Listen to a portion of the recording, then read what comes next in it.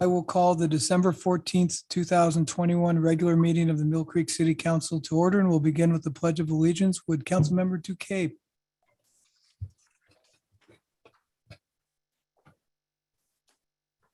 Pledge allegiance to the flag of the United States of America, and to the republic for which it stands, one nation, under God, indivisible, with liberty and justice for all. Thank you. Naomi, roll call, please. Mayor Holtzclaw. Mayor Pro Tem Vanel. Here. Councilmember Bond. Here. Councilmember Cavallari. Here. Councilmember Steckler. Here. Councilmember Allison. Here. Councilmember Duque. Here. Okay, we will move into audience communication. If there's anyone that would like to address the council, I'm going to start with the people here in the audience to see if there's anyone and then move online. Anyone like to address the council before we get started? Go ahead, Chief. Name and address and try to keep your comments to 3 minutes if you would. You bet. Thanks. Honorable Mayor and City Council members and staff.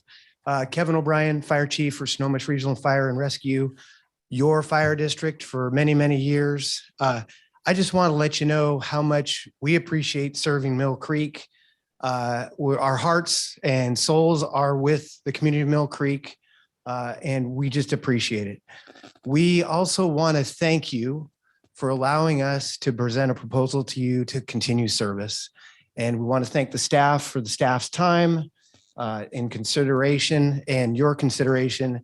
And I just want you to know that our hearts are with Mill Creek and we genuinely want to continue service and continue here in Mill Creek. So thank you.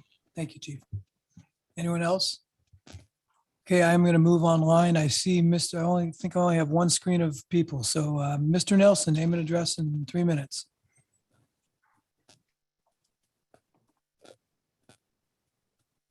Will Nelson, 14925 29th Drive Southeast, Mill Creek, Washington. I just want to repeat what I said a couple of meetings ago, that every penny the city saves with a new fire contract should be returned to the voters, and it should be in writing in the ballot initiative. In reviewing the documents for tonight's presentation, the items of keeping some money back for buying out the fire station, I was under the impression that buying the fire station was already included in our budget. And as for the fire marshal cost, I'm not too sure that's worth $100,000 a year. I used to work in that field somewhat, actually more than somewhat, and I'm not sure of the value of that, since a lot of the work is already encompassed in plan review. So my 2 cents worth. Thank you.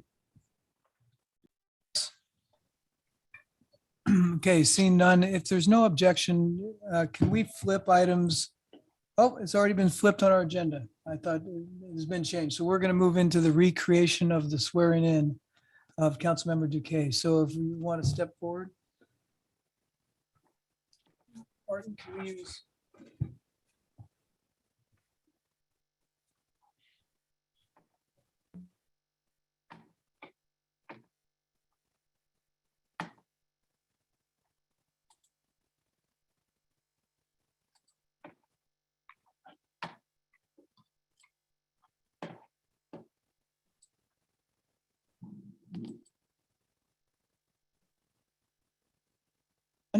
Repeat after me. I, and state your name.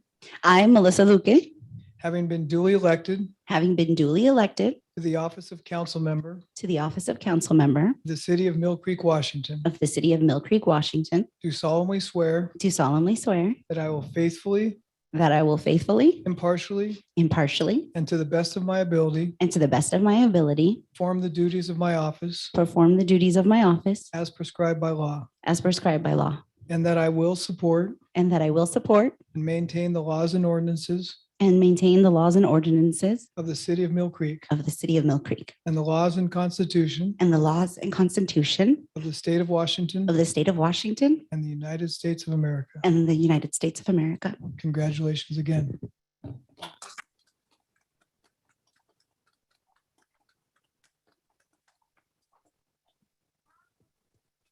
Yeah, yay. Go take a picture. Go take a picture of mommy.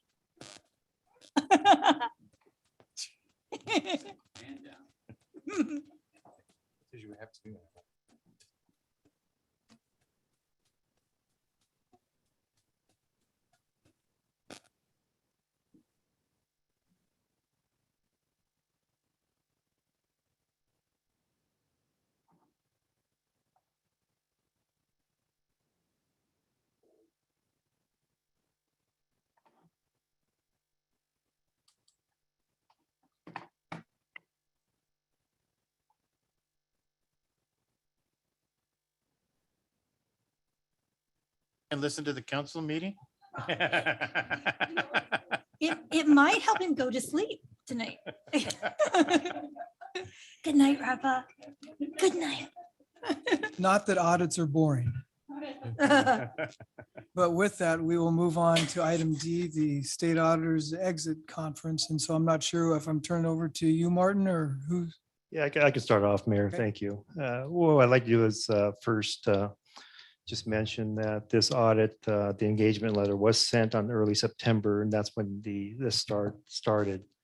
The audit of our financials, a federal single audit and accountability audit. What I do want to mention, though, and probably would like to announce that, we're getting an unmodified opinion, which basically says that the auditors were satisfied with their financial statements.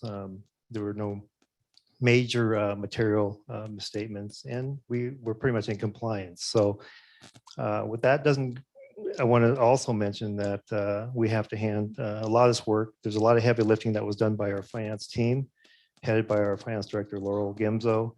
And I want to acknowledge her and her team that they've done a tremendous job in supporting the city in such a short time frame. So I'll hand it over to Kirk Gadboy, who is the lead on these with the state auditors. Kirk. Thank you very much for the introduction. And yes, I'll try to be entertaining. I can't promise any exciting, too much exciting stuff. It is an audit about numbers, but I'll try to be as entertaining as possible. As Martin mentioned, my name is Kirk Gadboy. I served as the audit supervisor this year of the city of Mill Creek's audit. I've also worked on city of Mill Creek's audit a few years ago as well, and also served as the audit lead, I think, for the past 2 years on the audit. With me this year, the person is my coworker, Maggie Wallace. She served as the audit lead, and this is her first year serving as the audit lead for City of Mill Creek. Before, we had Sarah Superville working with the city, but now she's the statewide fraud specialist, so couldn't come back this year. But Maggie is one of our senior auditors, and she worked very closely with your finance staff and Martin, and really just looked at a lot of the city's financial transactions, and just really looked at a lot of records over the past 3 months at the city. And this meeting here is just to share the results of that audit. So we can, and as Martin mentioned, we do have some positive things to say. So with that, I'm going to share my screen. So hopefully you all can kind of see a presentation that we prepared for you tonight. This presentation is just a visual of some of our audit results. You should have received a packet of information that had our draft audit reports, as well as an exit handout that goes over all the information that I'm about to share here. But the PowerPoint is obviously a little more visually friendly. So if you didn't get that packet, or if you have any questions about it, feel free to reach out to Maggie or myself, and we'll be happy to get that to you. But with that, we'll go ahead and get started. Before going through the exact results, I just wanted to share really quick, because I know there's a lot of familiar faces in the room today, but also some new faces as well. So, here at the State Auditor's Office, we are an independent office to come in and review city operations. We review city compliance with state laws. We review your financial statements. We review how you're following your internal policies and procedures. And all this work that we do annually at the city really helps increase the city's public trust in government. If anyone questions, well, is anyone looking at your operations, you can tell them that, yes, we do have an annual audit performed by an outside agency each year. They come in and look at all of our operations and review how we're doing and report back any concerns they may have. But also, not only do we report any kind of concerns we may have, but we, as the auditor of all public funds in the state of Washington, we release about 2,400 audit reports or 2,600 audit reports each year in the state of Washington. We audit all governments from the biggest government, the state of Washington, and all counties, all the way down to the smallest governments like mosquito districts and red raspberry districts, and basically everyone that receives public funds. So what we can do is we can look around the entire state, and if we see some best practices or best, good ways to be efficient use of public funds, we can share those with the city officials as well. Just so if we see something that is really a good idea, we can share that at the city as well. So hopefully help improve efficiency and effectiveness. So with this audit here, as I mentioned, we do audit the city of Mill Creek annually, and this audit covered the accountability audit as well as the financial statement audit for 2020, as well as the federal single audit as well. That's a new type of audit that you don't always receive, but anytime the city receives and spends over $750,000 of federal funds each year, that's when we come in and do a review of how the city spent those federal funds. So with that, what I'll do is pass off to Maggie. She can kind of talk about what she looked at during the accountability audit, financial audit, and then I can talk about the federal audit and do some concluding comments. So. Okay, thank you. Thank you, Kirk. So basically the purpose of the accountability audit, it's basically to ascertain whether the city complied with state laws, regulations, contracts, grant agreements, its own policies and procedures. In addition, it looks at whether the city in general has adequate controls to safeguard public resources. You can see in the blue box that our audit found that the city materially complied with all state laws, regulations, its own policies and procedures. This is basically the opinion you want to receive. And this information is included on page 7 of the packet that we provided. And so for selecting the specific areas that we're going to review as part of the audit, we conduct a number of different planning procedures. These include things such as reviewing the city's minutes, performing financial trends, that includes like payroll and vendor trends, conducting risk assessments with city staff as well as council members, and other procedures. We basically utilize a risk-based approach to select these areas for further review based on those planning procedures. And you can see here included on the slide, we've listed all of the areas that we identified for audit as part of this year's audit. While I'm prepared to discuss every area with you today, we planned on only highlighting a few of them. So I'll just dive into those. So cash receipts, this is something that's, an asset that's most at risk for misappropriation. It's also unique in that it's handled usually by numerous people, usually across decentralized locations throughout the organization. And we last reviewed cash receipting at the city as part of our fiscal year 15 audit. So for this area this year, we first started with kind of gaining an understanding of the city's controls. This includes reading, the city's policies and procedures over cash receiptings, and then looking at the actual transactions that took place throughout the year and selecting some of those for testing.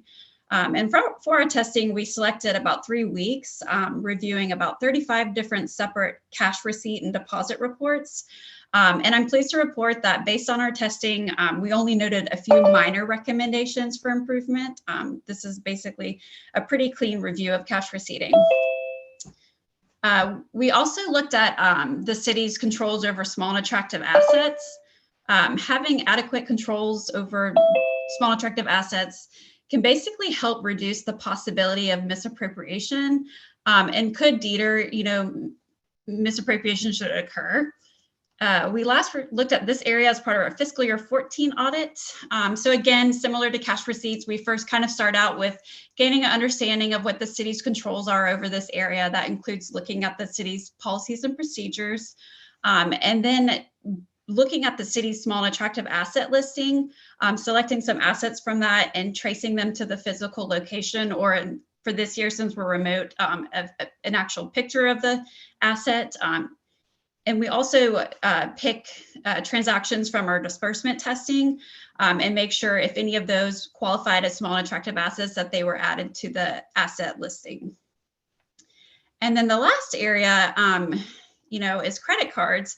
So with, the remote working stances from COVID-19, we've seen the increase in use of credit cards even before, the pandemic. This is just something that makes it a lot easier for cities to conduct their business and make purchases. But, with using credit cards, it's easier. There's the increased use of misuse or mismanagement if you don't have adequate controls monitoring it. So again, looking at the city's policies and procedures, and then performing testing over specific employees' credit card transactions throughout the year. And I'm pleased to report that we actually had no recommendations over this area, and that was the same as well for small and attractive assets. So very, very clean reviews at the city. And with that, I'm not sure if there's any other questions about any of those sections or if anybody wants any additional information before we move on. Okay. So the second type of audit that we performed was basically a financial statement audit. It's the same fiscal year 2020. The objective of a financial statement audit is basically to issue an opinion, whether the information included in the city's financial statements can be relied upon to make decisions. We're pleased to report that we're issuing an unmodified, clean audit opinion, which is basically the opinion that you want to receive. But it's also important to note that the city has elected to prepare its financial statements using the cash basis method of reporting, which is authorized under the Washington state law. This method of reporting is actually used by the majority of our local governments across the state because it's just a more simplified way to report your financial statements. However, national standards issued by the American Institute of Certified Public Accountants, AICPA, basically require us, the auditor, to disclose anytime a local government chooses not to report their financial statements under US GAAP, which is considered a more comprehensive way to report statements. So as a result, we have to issue a second or dual adverse opinion, basically just noting that the city has elected not to report under US GAAP. And this is something that's very common if for any of our local governments that are reporting under cash basis. Also important to know is that our audits are conducted in accordance with governmental accounting audit standards. These basically require that we gain an understanding of the city's process or controls that it goes through to prepare its financial statements. And should we become aware of a weakness or concern with that process that could allow or did result in errors in the financial statements, we're required to bring those to your attention. We're pleased to report that we did not identify any concerns, which is a good thing. And then lastly, we also are required to consider compliance with applicable laws, regulations, contracts, grant agreements. And again, we noted no instances of non-compliance that were material to the financial statements. And for your reference, these results are communicated on pages 22 through 24 of the packet that we provided. And then lastly, professional standards basically require that we share with you whether there were any uncorrected misstatements that remain in the audited financial statements.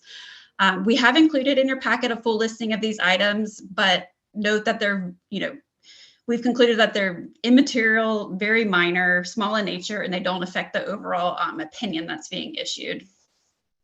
These have been shared with management, and we're pretty sure that, confident that they'll be correcting those in the future years. And then lastly, we're also required to note whether there were any material or large misstatements that were identified and subsequently corrected by management.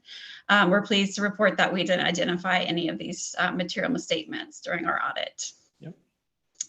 And so with that, I'll turn it back over to Kirk to walk you through the single audit. Thank you, Maggie.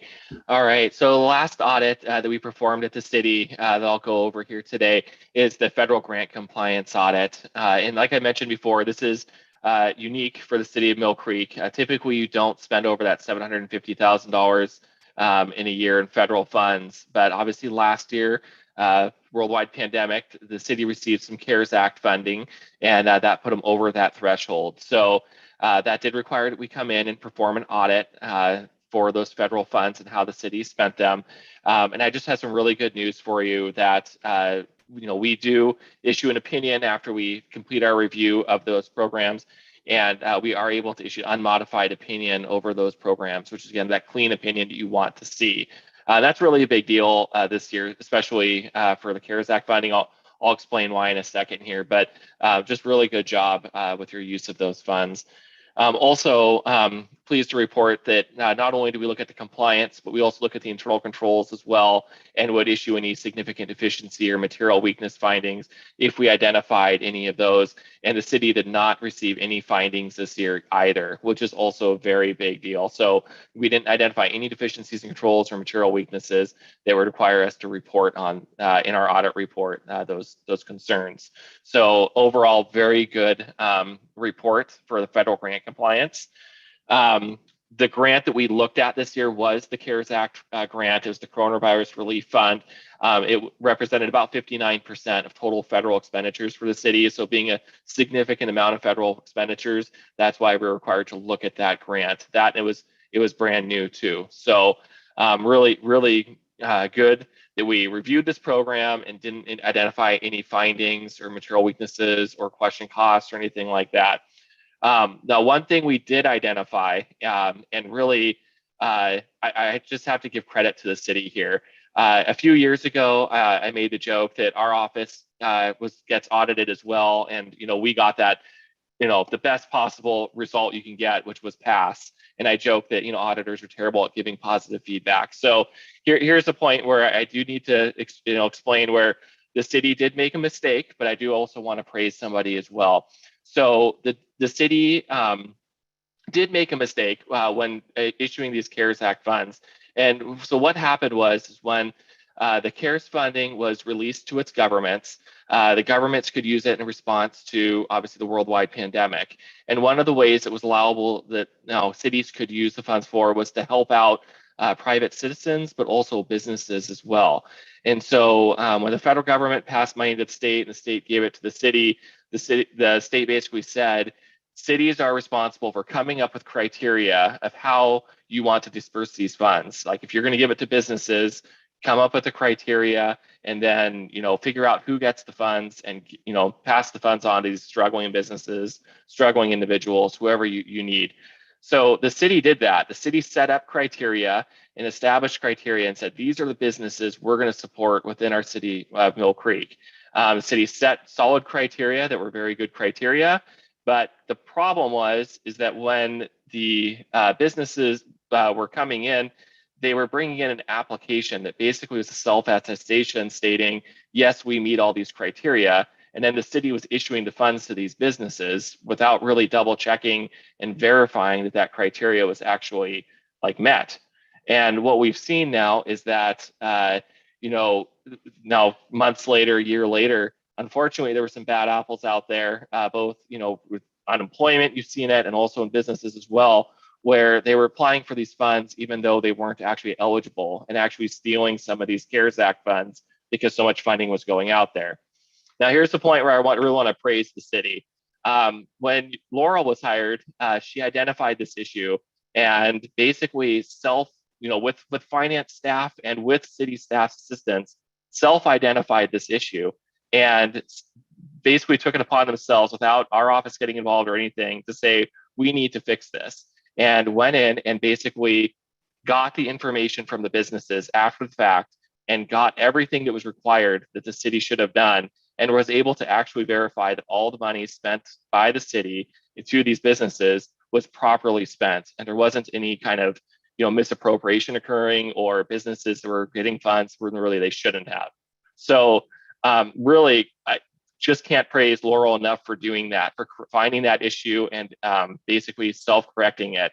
We have a lot of cities around the state right now that did not identify that issue, and it's actually becoming a bigger problem. So the fact that there is a management letter to identify this, that basically it should have been done before the funds went out, But I just want to like really praise the city for self-identifying that and correcting the issue. So really good work on that. We do have a tool that I just want to, in some concluding comments here before I ask for questions, I just want to share. It's our tracker tool. So what tracker is a tool that allows the city to keep track of any issues that we identify throughout the audit, any management letters or findings, and basically track those and post real-time updates to our portal if you like. So that way, if there is staff turnover and maybe staff want to see, okay, what are the issues Mill Creek's received over the past couple of years? How has the city responded to those issues? It's kind of a one-stop shop for organizing any audit issues as they come up. Also, if the city were to receive findings, findings are publicly available, both in our audit report and through Tracker here as well. And so if the city wants to, if we do someday, identify an issue that we report as a finding and the city wants to show the public, here's how we're correcting those issues throughout, the period, it can do that and make it available to the public real time, which is really nice. So just a couple closing remarks. We did provide the city with a cost estimate for our audit services at the beginning of the audit, and I'm pleased to report that we came in within that budget, which is really good. No overages this year. Our next audit is going to occur next fall, 2022, and it will be just an accountability and financial statement audit. Right now, at this point, we're not expecting the city to spend over $750,000 in federal funds for 2021. So just be the 2 audits that you're used to. And we had an estimate for that audit in our packet as well that was sent out. Our audit is going to be published here shortly. I would imagine being today's Tuesday, probably come out next week, either Monday or Thursday. So just look for that available on the website. And we do have a survey going out to a couple people at the city so they can fill it out, let us know how we did. And if there's any areas of improvement we can do, just let us know. We're always looking at ways to improve our services to our local governments. And really with that, I just wanted to say thank you to city staff. Really, we're great to work with this year and in previous years too, but really appreciate the working relationship we built with the city. And again, just really wanted to thank Laurel for all of her assistance throughout the audit and really for self-identifying that issue early on because it allows us to exit right now and give those clean opinions and not question costs and findings and all that stuff. So thank you very much. Okay. Any questions from the council? Councilmember Cavallari has his hand raised. Oh. Did you have, I wasn't looking online. I'm not seeing any questions or comments. All right. It's always a good thing when the mayor and mayor pro tem don't hear from the auditor's office until the exit conference. So that's right. Pleased this year. So, and thank you to Laurel for all your work and everyone else on staff who helped through the process. Greatly appreciated. Thank you. Thank you, everyone. Have a good evening. See you next year. All right. Okay, with that, we are on to old business. Item E, the biennial budget amendment adoption. Laurel, Martin, I'm not sure who's taking it from here to get us started. All right, so really tonight we are just scheduled to adopt the budget amendment and the CIP amendment. I did want to make sure before adopting to review a couple items so no one's surprised about anything. I did include the ARPA funding in our amendment. So that's an Exhibit A. And then I'm going to go ahead and bring this up.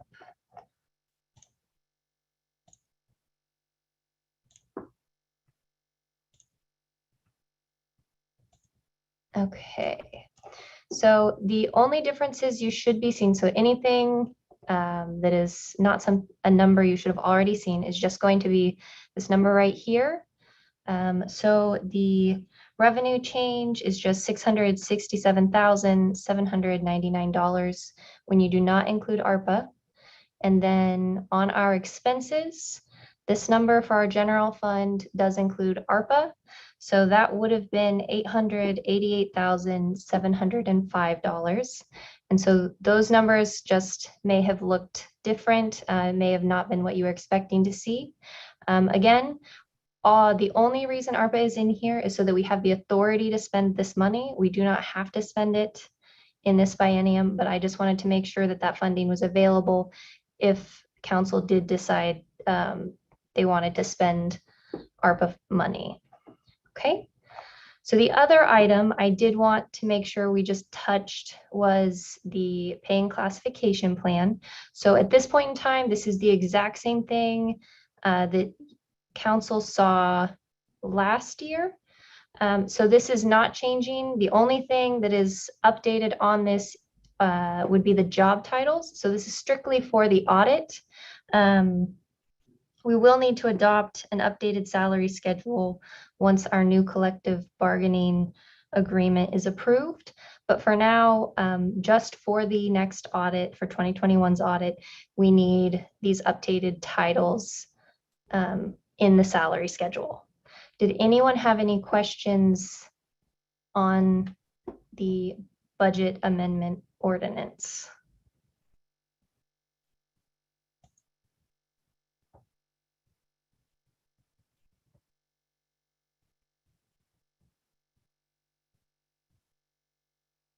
Oh, I can't hear anything.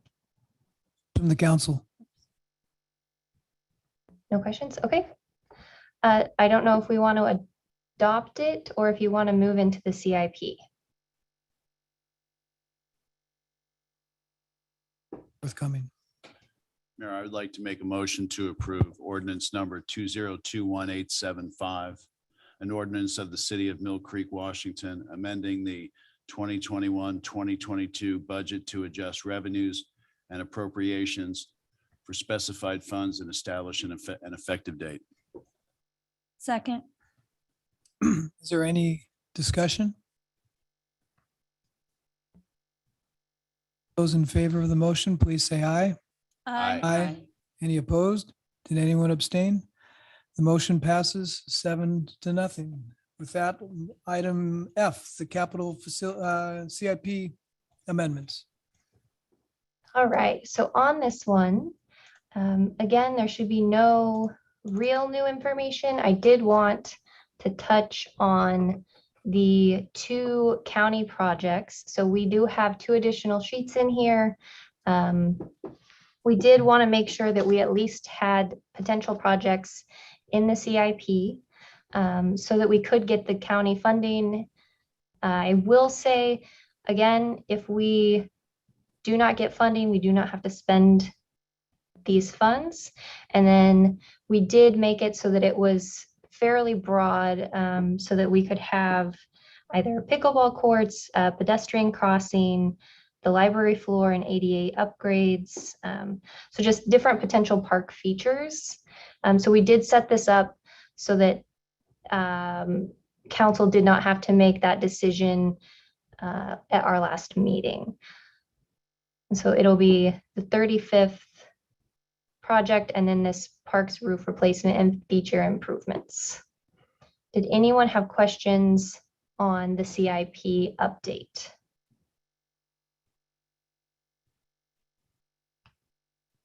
Councilman Stecker, I have a question. At the last meeting, I had put in a suggestion for adding signage, revised signage for the city. And the director was going to take a look at it to confirm if that could be included as a possible topic. I don't see it on here. Was it rejected or? Right. No. So on that, that is included in the CIP already. So because that is a part of the CIP, that is something that we could, if the county says, yes, you can use that, then we can do that. It's mainly just that it's in the CIP plan overall. Okay, thank you. The proposed CIP amendments. I'd like to make another motion. Floor is yours. Thank you, Mayor. Move for the council to adopt ordinance number 2021-876, an ordinance of the city of Mill Creek, Washington, amending the 2021 to 2026 capital improvement plan to revise fund sources and increase specified project budgets and establishing an effective date. Second. Is there any further discussion? I'll just say really quick, Laurel, thank you for getting all those additional items onto the CIP. And I like the very non-descriptive ways we put it on there. Good job. Thank you. All those in favor of the motion, please say aye. Any opposed? Any abstentions? The motion passes 7-0. With that, we are on to item G. Fire. Thank you, Mayor. As we know, in the past few weeks, our leadership team, along with Karen Reed, our consultant, have been working on the for fire negotiations, and we recently received the proposal from Surfer, Snohomish Regional Fire Authority. At this point, we have a resolution here expressing our intent to pursue benefits receiving fire and emergency medical services from South County Fire. At this point, I'm going to hand over to our Public Works Director, Mike Todd, who is our point of contact for this project. And he will further work with and hand this over to Karen Reed, who will further delineate the information and discuss our plans going forward. Mike? Yeah, thank you, City Manager. Thank you, Mayor, Mayor Pro Tem, and Council. Just real quick, I wanted to recap a little bit on the history. Remember, because we had a contract with Surfer that expired at the end of 2023, we started talking with them back in October of 2020. And through those discussions, they, by contract, gave us the letter that was required by the end of 2020. So in December 2020, we got that letter that said they would not continue the favorable terms we had before, but they'd be interested in pursuing a contract under a parity or annexation approach. City manager and the group continued to talk about that, confirmed that throughout the early part of 2021. We remember he came to you back in June of 2021 and asked for council's advice, and council said, why don't you go ahead and look to see what else is available. So we looked for other contract possibilities, looked at doing our own fire department, and came down really to the two best choices was looking at annexation with one of our partners or one of our neighboring fire agencies, either Surfer to the east or South County Fire to the west. November 30th presentation, you'll remember we were headed down the path towards a resolution to start the process of sending work back and forth with South County Fire to look at that annexation possibility. Surfer came to the microphone and said, hey, give us a second. Can we give you a proposal, one more chance, one different approach to head towards a parity or annexation approach? And so we said, sure, send that to us. December 6th, we received that. December 7th, last week, staff reported on that and set out the criteria we're going to use to look at those proposals. Done a lot of work since then by a lot of folks. Our staff team was Martin, Laurel, Grant, myself, and led by Karen Reed. And she had a lot of help from a lot of folks. We thank Surfer for all the answers to all the questions we had. It's been fast and furious for the last week.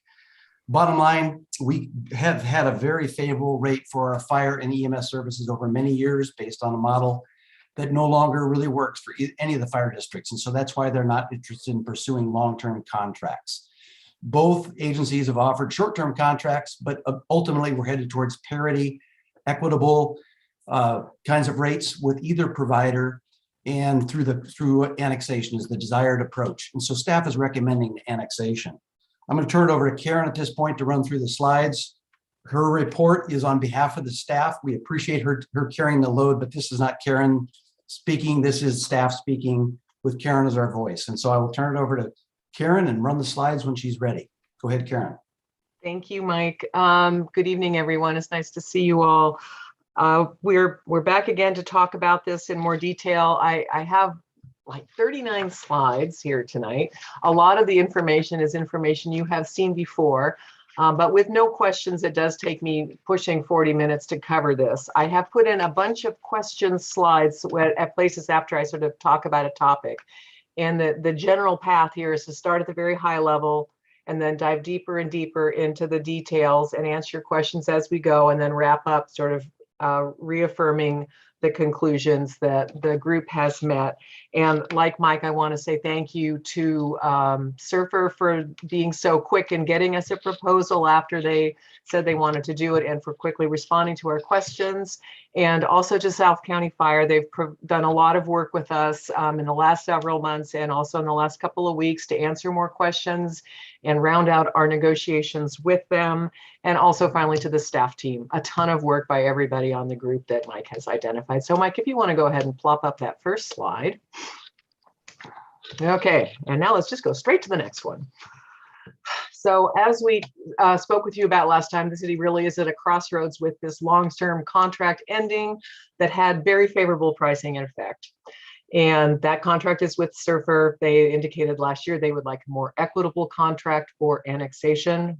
City looked at options based on service levels, costs, and interests of potential partners from the options we could identify. The staff did suggest in June to the council that they be allowed to enter into negotiations or discussions, I should say, with South Snohomish Regional Fire Authority, and the council agreed with that.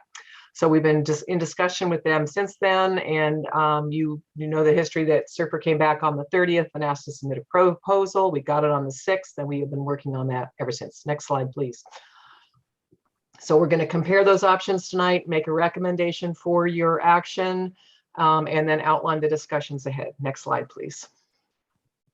And I think that if you remember nothing else as you go forward with this, because there's a lot of data and I apologize in advance, but I know you guys are up for it.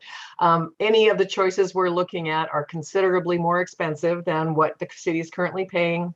Any of the choices are going to need some support from the voters to move forward in one path or another. And it is a long-term decision. You won't be able to sort of bounce back and forth between service providers every couple of years. Once we move on to a path from here forward, I do think it's best and most realistic to think about this as a long-term partnership. Next slide, please. These are the criteria that Mike shared with you on the 30th of November, and we will touch on all of these over the course of the presentation. Preserving service level, long-term costs, short-term costs, fire station options, financial stability of the service provider, and long-term governance. Next slide, please. So you're going to hear a lot about annexation. So at the very general level, why is the staff previously and again tonight, why is the staff group preferring annexation? The answers are on this slide. First, both of the service providers basically are seeking annexation or the equivalent payment from the city in the next few years. I think they, while they're open to contracting, the price is going to be the annexation price. They would prefer annexation because it's simpler to administer and clearly more equitable, as between all residents and property taxes. They can tell everyone is paying on the same exact basis. But from our perspective, it may not look so equitable, and that's, of course, one of the decisions. We are also seeing annexation as helpful to the city in avoiding the budget disruption and challenge of finding several million more dollars each year for the next few years and beyond if we are in a contracting situation, which really illustrates the challenge of contracting for something this large and this important. The cost can change, and you will need to find a way to fund it. And it is a challenging situation. Next slide, please. So a couple words about annexing. Under annexation, basically that means that the territory that is incorporated Mill Creek becomes part of the territory of a fire district or the regional fire authority. The fire agency is directly accountable to the voters. The city is no longer the middleman. Taxes are paid directly by voters to the fire agency rather than go through the city in the middle. Voters can vote on boards of commissioners, can vote on any tax levies or benefit charge renewals.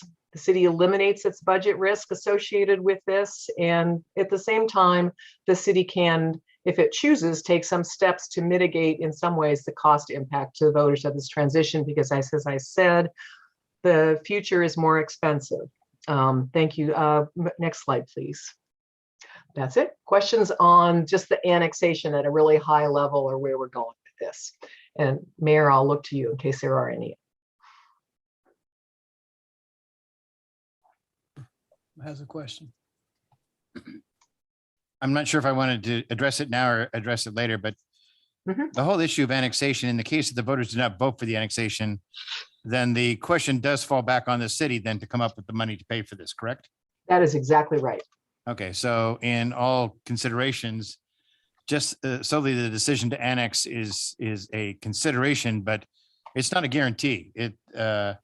We need to look at annexation and also non-annexation, because it may be back in our lap to make the call and come up with the money. So That's we need to right. consider that when we're deciding who we're going to go with, correct? Um, the annexation is the choice of the voters. If the voters choose no, then you will have the obligation to find money from the voters again to fund the contract. One way or another, the voters are involved. Right. So we need to also evaluate these two contracts based on non-annexation, because that may be what we're faced with. That was my question.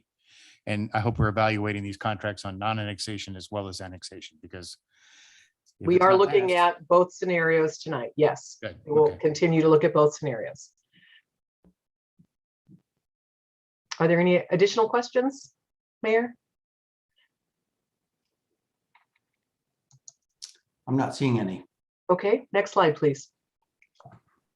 Okay, so when it all boils down, there are some viable options, but they are more expensive than what we're doing now. I mean, that's just the bottom line there. Everett is not an option. We don't think it's considering either forming its own RFA, potentially joining another RFA. So this is not a good time to have a conversation with them. Bothell is not interested. Forming our own fire department is the most expensive option. And so that leaves our current service provider, Surfer, which is a fire district, or South County Fire, a regional fire authority. Surfer and South County both provide high quality service. The choice before you is not really who has the better service. It's really about the other factors and what you choose to consider as most important.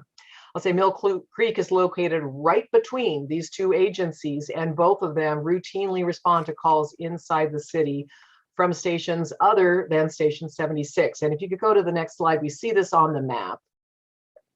The green is Snohomish Fire and Rescue, Surfer. They are to your east, and then they are up north. There's a separate portion of them that is around Lake Stevens. Mill Creek's there in the middle with Station 76. And then you can see South County Fire wrapping from all the way around from the east to the north to the west to the south. And you can see all their stations on the map. And many of these stations are answering calls every day in Mill Creek. When there are concurrent calls, 2 calls at once, one station can't be in both places. And most calls that involve a fire or a significant medical emergency are going to require multiple response units from multiple stations. Next slide, please. So I'm going to dive down a little bit deeper now on comparing Surfer and South County Fire. When we talk about, again, Surfer's a fire district, South County Fire is a regional fire authority. Their taxing authority under state law is essentially identical. Both have very good service. They have different governance structures. Because Surfer's a fire district, it has limited flexibility. It can increase the size of its board after a merger. It's done a series of mergers. It then must eventually drop back down to 5 at-large commissioners. South County Fire has more flexibility in its governance structure because it is a regional fire authority. Currently, they have 7 commissioners, 5 districted, 2 at large. If Mill Creek annexed into South County Fire, it's expected that the districts, which you'd have to redraw the maps, they have to be roughly equal in population. It looks like Mill Creek would cover 2 districts, which is what certainly when the South County Fire was being created, Linwood wanted to be in more than one district, so they had more than one local representative focused on their stuff, focused on other people as well, but have to be attentive to Mill Creek. Next slide, please. Here are some of the financials and population data. I've taken Mill Creek out of both of these so you can say, who are the people without us and how do we compare to them? Okay, so Surfer, without Mill Creek, about 141,000 people. You can see they serve Monroe and Lake Stevens currently. South County Fire is at about 268,000, all the South County cities. Several of those by contract now. South County Fire is definitely interested in getting them annexed in. Surfer is much larger, 135 square miles versus 50. Because of the population and service area, it's a much denser development pattern in South County Fire. You're looking at 1,000 people per square mile versus 5,300. Assessed value for Surfer, 29 billion. going into 2022. This might be the 21 number. Forgive me. The comparable year number is over 50 billion for South County Fire. So the AV numbers are really quite different between the two agencies if you just broke it out on a per mile basis. Number of stations, including 76, you got 11 covering the 135 square miles of Surfer. You have 14 covering the 50 square miles. South County Fire, you can see it's a more densely located, closely located fire stations. You can see the number of staff on duty. Next slide, please. Let's compare that to Mill Creek's AV and population. You can see Mill Creek is almost as dense as the South County Fire and has even slightly higher property values on a per square mile basis. And what that means is you are financially and in your development pattern much more like South County Fire than the average Surfer territory. And that means that you are going to be paying relatively more than the rest of the folks in Surfer if you join Surfer, because they are very property tax dependent and you have very high property tax values compared to theirs. Next slide, please. Are there questions on that part? You can ask the mayor to give me a heads up. Questions?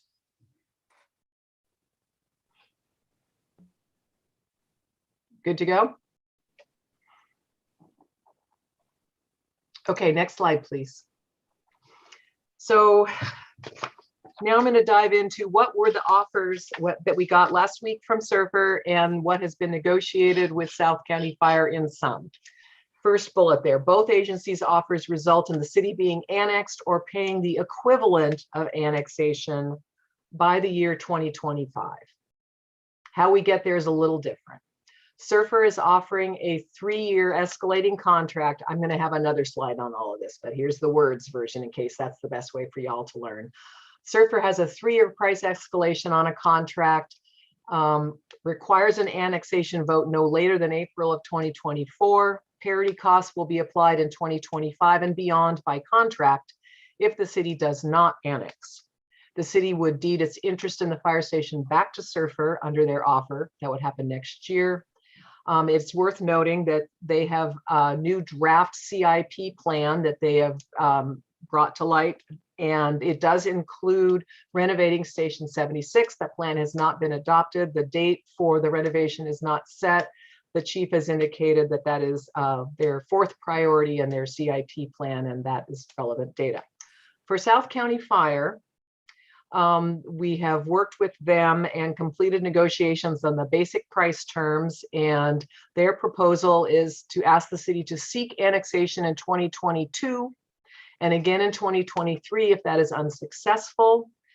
And in the event the voters do not like this idea of annexation, they are offering a firm 2-year backup contract. We know the cost of that will be, except we will know what the cost of that will be. We know what the administration, the chief and his team and the intergovernmental committee will be recommending to the full board. We don't know if the full board will accept that. So we have a range of sort of worst case and what we expect them to recommend in the presentation below. But again, parity costs would apply beginning in 2025 and beyond if the city does not annex. In this scenario, the city would buy Station 76, transfer it to South County Fire, but keep the right to repurchase it at a fair market value less your equity interest indexed over time. So let's look at that in a slightly different way on the next slide, please. Next 2 slides. Okay, so the big takeaway is that both viable options, whether you annex or contract, lead to the equivalent pricing of annexation within 4 years. So if you have a contract because you haven't been able to annex, you will have to find the revenue to pay for that cost, and it will be by 2025 at a parity rate. If you are annexed, the voters will pay for that service directly. Next slide. Here is a more detailed breakout of these 2 proposals and how they roll. So the Surfer proposal in 2022, your current contract price is $4.3 million. You would, if you want to go ahead with them, you would finish that contract up. It would calls for the Station 76 to be deeded over to them. Your equity interest would go back to them. That's depending on how you calculate it. That in the contract right now, it's calculated at $700,000 or so. The next year in 2023, the contract price goes up 30% to 5.6 million. You could seek an annexation vote in that year, or you could defer it to the following year. In 2024, the price would go up another 30% to 7.3 million. In 2025, it would go up again to whatever the 30% is rough, but it will basically be whatever the other taxpayers in Surfer pay in 2025 is going to be what is in the contract cost for the city if the city has not annexed, or the taxpayers would be paying at what they estimate to be a $9.67 million annual cost for all the properties in Mill Creek. The South County Fire proposal, board action is pending. Again, they will honor Surfer's contract rate of 4.3 million in 2022 if they are asked to start to provide service from August to the end of the year because the annexation vote was successful. They are going to ask the city to take an annexation vote to your voters in April. Then in 2023, if the voters say no, the recommendation coming from the chief and his team is going to be a price of 5.9 million. We consider the worst case scenario to be at parity with their tax rates, which would take it as high as 7.4 million. And we would again ask the voters, if they said no in 2022, we would ask them again in 2023, would you like to annex, please? If the voters say no, we have another year of contract with them. The proposed staff and intergovernmental committee recommended price is around 6.15 million. Worst case scenario, if the board rejects that, would be, we think, parity, 7.59. And then starting in 2025, we would have negotiated a longer term contract with them if annexation had been rejected again, and it would be based on a parity cost of 7.8 million. Okay, next slide, please. That would be the questions. Maybe might back up to the previous slide in case there are questions there about the offer. Question? I just want to collect these numbers. Yeah, if you could leave that slide up for a minute. Yeah, we've got those numbers figured in to the next slide calculation. The numbers you're saying, this spread. So like, for example, in 2023, if the voters do not vote to annex, between 5.9 to 7.4 million, correct? If with South County Fire, and if we are with Surfer, it's at 5.6 million. And is the spread because we don't have a firm number from South County, or why is there not a firm number there? Because their board has not yet met. I believe it might actually be meeting tonight, but they have not been able to calendar. Yeah, this was, we finished our discussions. They brought it to their intergovernmental committee. They're going to their full board. So Again- Karen, in other words, the 5.9 and the 6.15 numbers are the numbers that you've negotiated with them that they're taking to their board for approval tonight. That is correct. That's my understanding. That's my understanding, yes. And, right.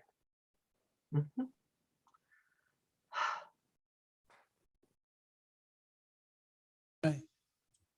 Okay. That's that makes it very hard to make a decision tonight if we don't know what the number is going to be. This isn't a decision tonight to I thought we were. annex. This is a decision to continue in the process and take the next steps.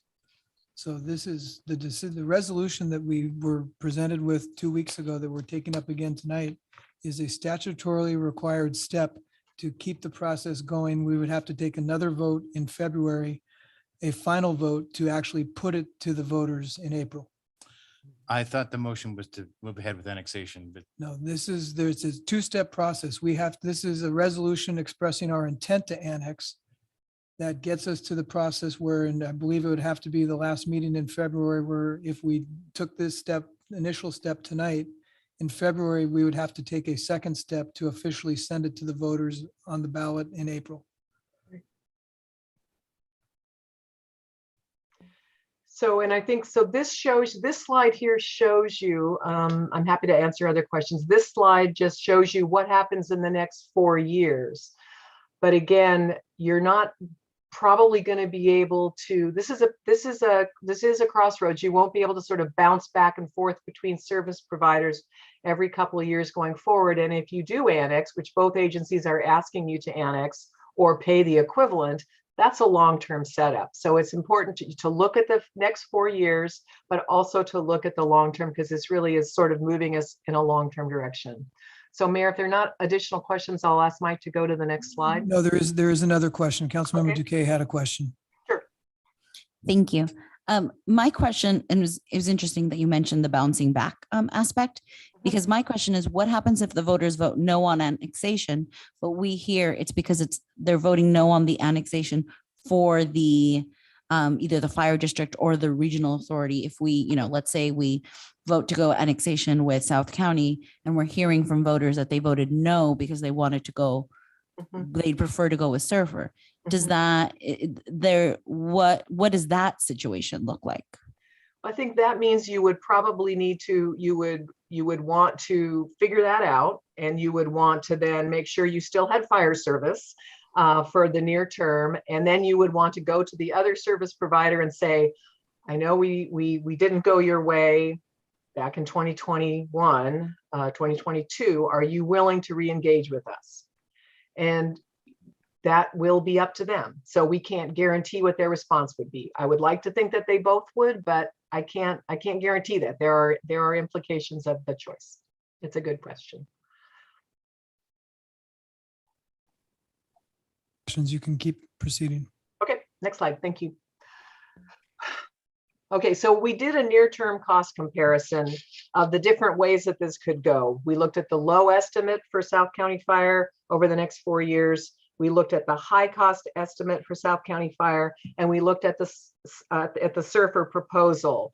And we said, okay, look at mix and match, annex in 2022 to South County Fire, annex in 23 to either agency, annex in 2024.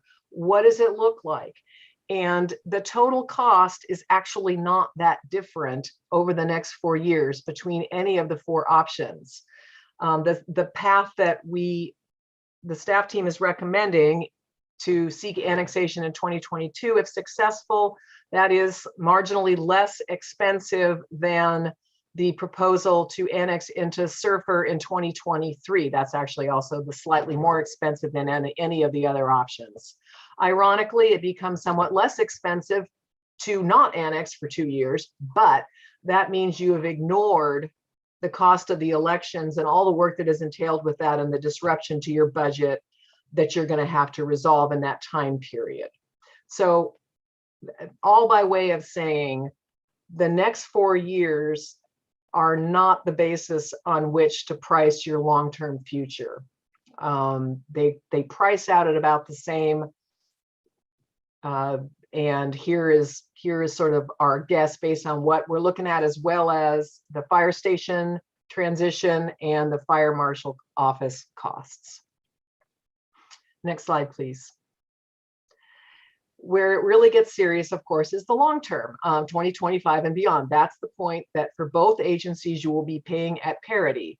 And for the 2 agencies, the projected parity cost in 2025 is about $2 million difference. It's $2 million, almost $2 million less in South County Fire than Surfer. And that difference continues as long as you are under contract or annexed. Okay. With the Karen? Yes. With the annexation scenario, just to be clear, when we say we would pay, it's not the city that would be paying. If the annexation is successful, that's what the residents would be paying collectively. Correct. And if it is unsuccessful, this is the amount of money you will have to find in your budget to continue fire service with either South County Fire or Surfer. And this amount is a projection, and it'll depend. So for example, Surfer's just restored its fire levy to $1.50, but its EMS levy is sinking and hasn't been renewed in quite some time. If they were to seek a levy increase to restore their EMS levy, this number would go up. Similarly, if South County Fire runs a levy in the next 3 years, their costs will go up. It will change a little bit, but overall, because of the differences in their AV and their different funding models, I think it is reasonable to expect that South County Fire will continue to be significantly less expensive on an ongoing basis. Next slide, please. And here is talking about that financing model difference. We've already talked about the differences in the much higher AV and dense development patterns in Mill Creek and South County Fire, and how those match up pretty well and are quite different from what we see in Surfer. So here you see Surfer, because they do not have a benefit charge, they can impose a fire levy of up to 50 cents, an EMS levy of up to $1.50, 50 cents, for a total of $2. Because South County Fire's voters said, yes, we want a benefit charge, they are limited in their fire levy to a maximum of $1, the same 50 cents for EMS, and the maximum property tax they can impose is $1.50. And yes, the benefit charge by statute can be up to 60% of the operating budget. And that is a decision that the Board of Commissioners at South County Fire can make. And that's something that has been raised as a concern. So let's talk about that a little bit on the next slide. So benefit charges have been around for about 20 years. I think there are approximately 10 agencies in the state that have them. All of their voters had to approve them. They tend to be in fire agencies that are very urban in nature, because that's where a fire benefit makes sense. The concept is, how much stuff are we going to have to bring to your building to put out a fire? And if you have a really big building with a lot of stories, you're going to need more stuff to put out that fire. So the concept behind the benefit charge is that those who need more services should pay more. So it's a different basis. So details you're reading here, appreciate that. South County Fire benefit charge was approved by its voters last fall with 72%, almost 73% in favor. It's 11% of the counties of their budget. Their financial forecast between now and 2026 calls for the collections to grow 2% per year. That'll mean a slightly declining percent of their budget. They have to go back to the voters in 2026, or they will lose their benefit charge. And so while they can increase it to as much as 60% of their operating budget, I don't think at least that that's a serious risk. If they were to do sort of a major unanticipated increase, they will be answerable to the voters. They might lose the ability to have their benefit charge restored by the voters. The next time they need a fire levy lid lift or an EMS levy lid lift, the voters might say, not so fast, you just really increased your benefit charge. And all of those commissioners, just like all of you, have to stand for election every 6 years, and everyone in the RFA gets to vote on them. So they are politically accountable frequently to their voters. And we have not seen people make massive increases to their benefit charge year to year.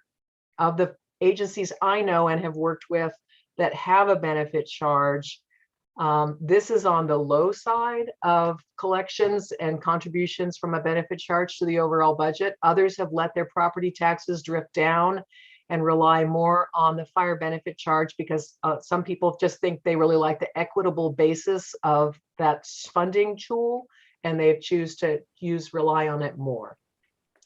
Next slide. Go ahead. Can you go back to stay on this slide?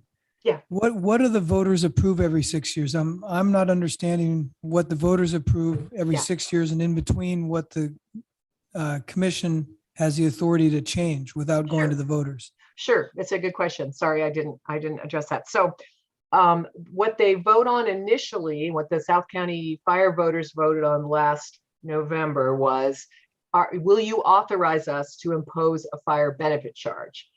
And then they share with you what the formula is and what the projections are, and then they adopt that for a 1-year basis, and then they can amend it every year. So between it being voted in initially and they can change it every year. So what the vote is the authorization to use the tool.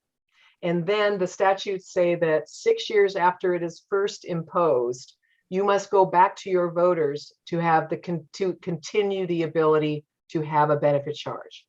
So if the voters in 6 years say, we really don't like this, no, you can't use a benefit charge anymore.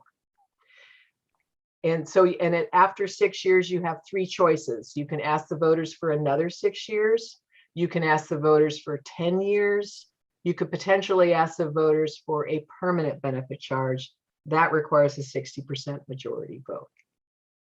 Didn't approve using that tool anymore, the other option they would have would be to pursue a levy lift to get. Right, if the voters say, no, we're not going to let you have this anymore, then they're back to having a $1.50 maximum fire levy and a 50-cent EMS levy maximum.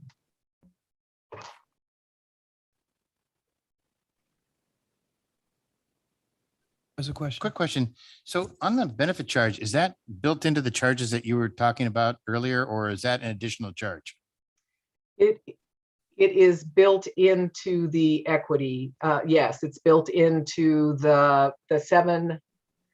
Next slide, I think. Next slide after that. Wait a sec. That. Yes. It's built into that.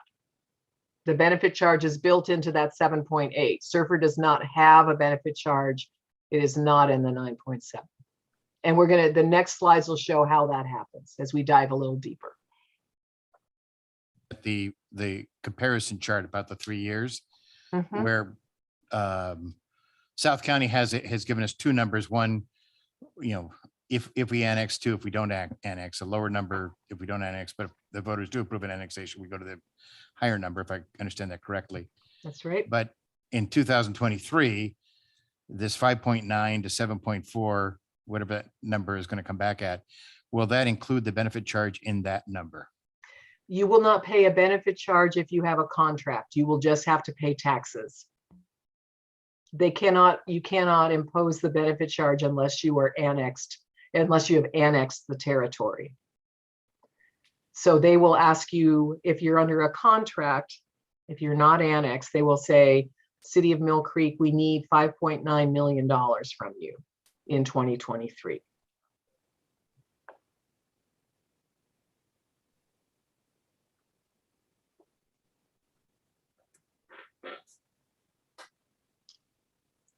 We're not hearing Councilmember Steckler right now. Microphone. Okay, so at a 5.9, if we're not annexed, they cannot include a benefit charge in that. That's what I heard you say, correct? They cannot impose a benefit charge in Mill Creek unless Mill Creek is annexed into South County Fire. Okay, so would the benefit charge then be, let's the other way around. If we are annexed in 2023 with South County Fire at 7.4 million, does that include the benefit charge in that number? Yes, it does. Okay. So it is included in an annex charge. If we're not annexed, it's not included, but they can't charge it anyway on top of that number, correct? That is correct. Okay, thank you. Can we clarify those two numbers at the bottom? Because I think there's some confusion what those numbers are. Sure. 5.9 million is what has been negotiated with the chief and the commissioner and is going to the commissioners for approval. Correct. Doesn't have the 7.4 is what you called the worst case, which is just the parity number. So if the board for some reason rejected the proposal that's being presented to them by their staff tonight, we're projecting the worst case would be under a contract of 7.4 million. That is correct. Okay. Are there more additional questions, Mayor?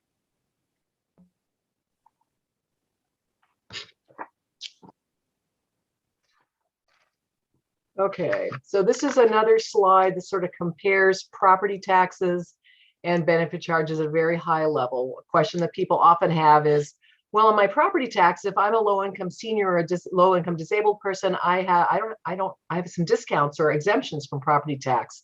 Or if I'm a nonprofit housing operator or I own and operate public housing, those same exemptions in a property tax all apply in a benefit charge scenario.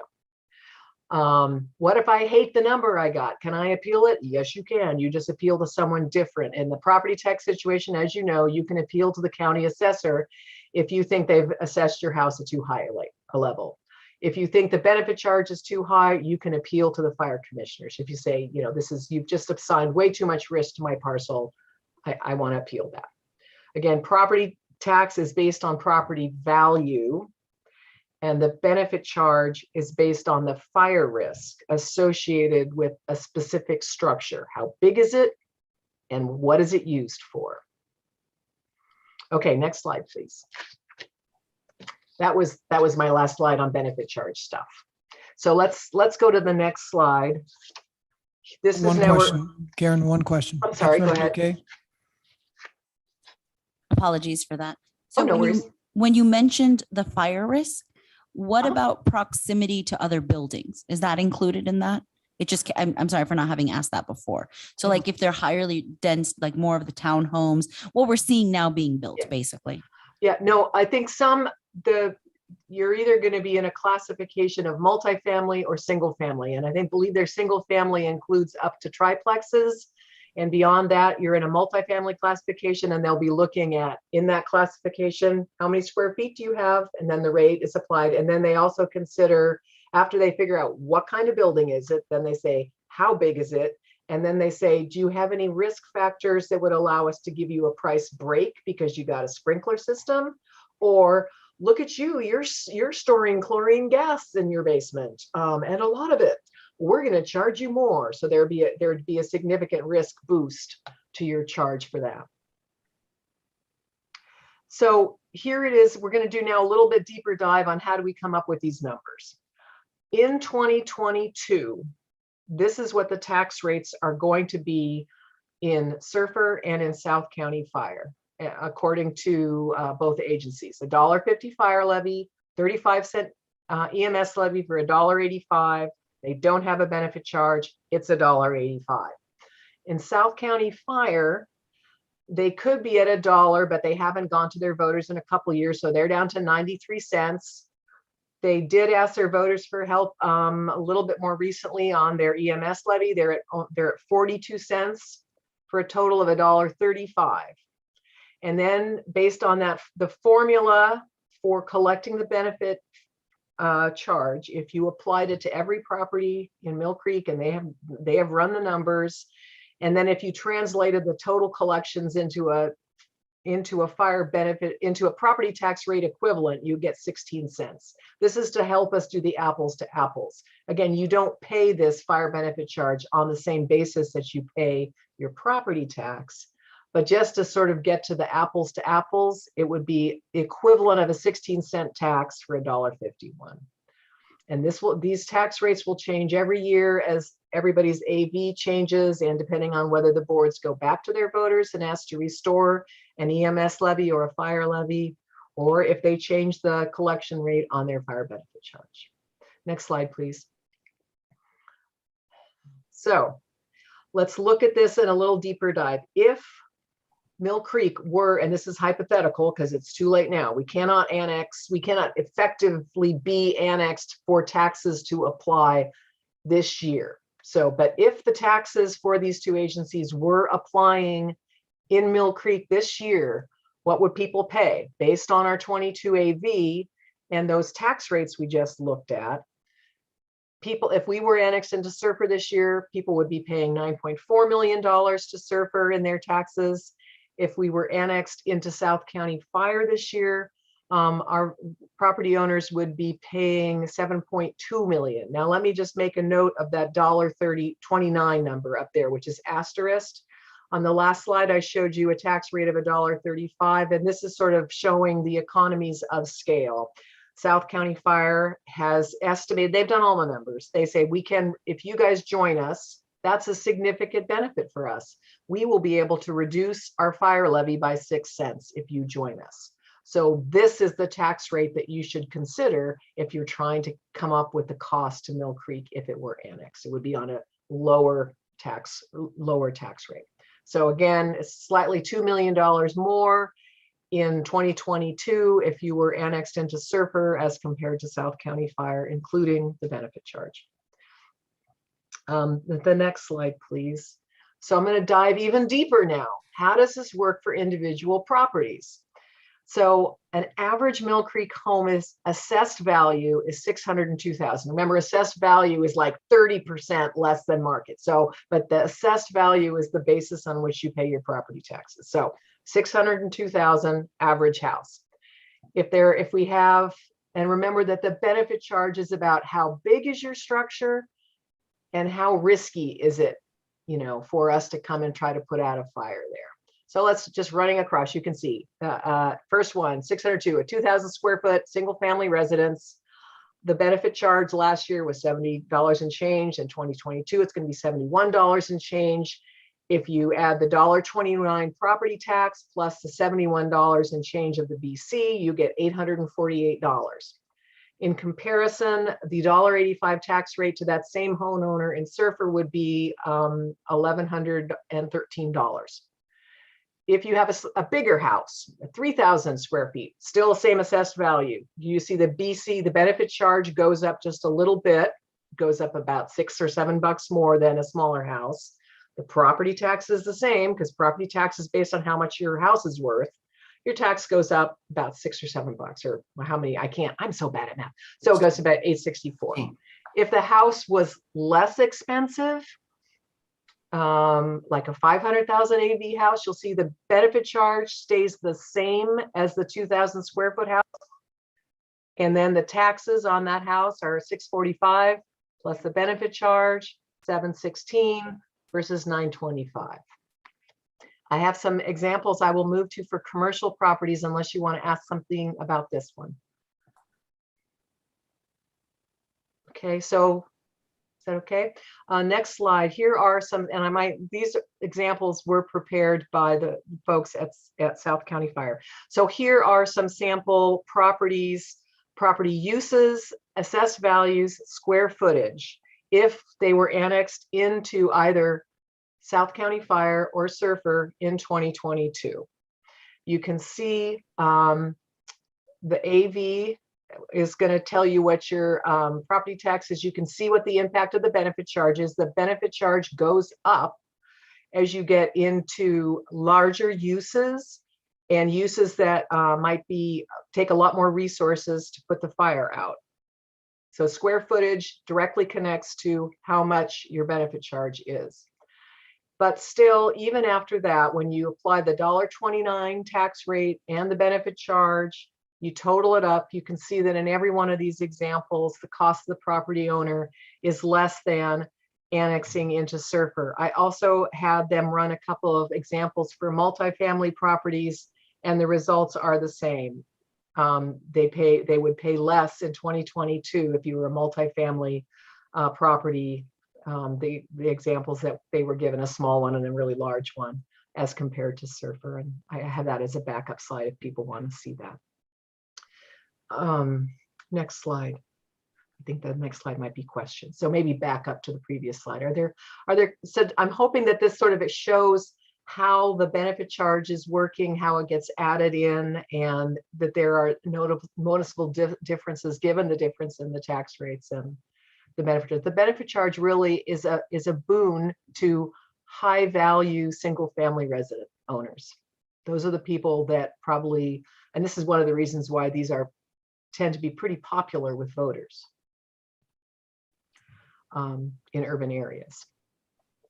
If there are no questions, I will keep rolling along here. Question for Mr. Stecker. Question. So this is very interesting. Thank you. A couple of questions I have. Surfer just raised their lid just recently, as I recall. That's correct? right. That's correct. So when was the last time South County raised their lid? I think it was probably, they haven't raised it since they were formed as the RFA in 2017, as far as I know. I believe that that their current rates have been in place since they were formed, and the only thing they've asked the voters for is the approval to do a benefit charge. How often do fire districts go to the voters and ask for a lift in their levy? Is it every 5 years, every 20 years? It totally depends on the agency, but I would say typically they try to go every 3 years or more or less. They really have to make sure, since they're so dependent on property tax and their costs always go up more every year than your property tax revenues go up, right? The same problem you understand intimately. Costs rising by 5 or 6% a year, revenues rising by 2 to 3% a year on your property tax. They have to go back to the voters and ask their approval to restore the purchasing power of those levies with some frequency, certainly more frequently than the city. That you have a much more variable tax base and are not as dependent on property tax as they are. It's revenue and expenses. They look at their budget and look at a forecast to see what their revenues are against their projected costs to make decisions on whether they need to lift their levy, correct? Yes. And so do we have any information on South County in terms of their current financial position to know whether or not it's likely that they would be needing to seek a levy lid lift in the near future? I don't believe, they don't have one scheduled before 2026, to my knowledge. We can certainly try to confirm that. I believe that they are planning the next thing to be going to, based on looking at the financial forecast that I saw, the only thing they're planning between now and 2026 is a 2026 vote on the benefit charge. That could change, but that I understand that to be their current plan. That's the Area we look at, we have to pick a point in time. I mean, there's never going to be a point in time where we can say this definitively is what's going to happen 2, 3, 4, 5 years down the road. That is correct.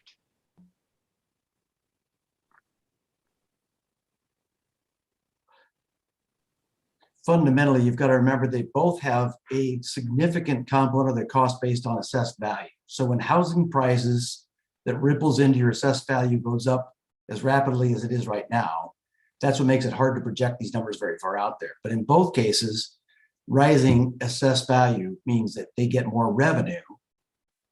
And so many agencies, Karen and I were talking about the East Side, Issaquah, Redmond area has got a fire benefit charge. Theirs actually gone down because the AV is going up so fast that they're getting enough revenue that way. So it changes over time. Depends a lot on the price and the value of your houses.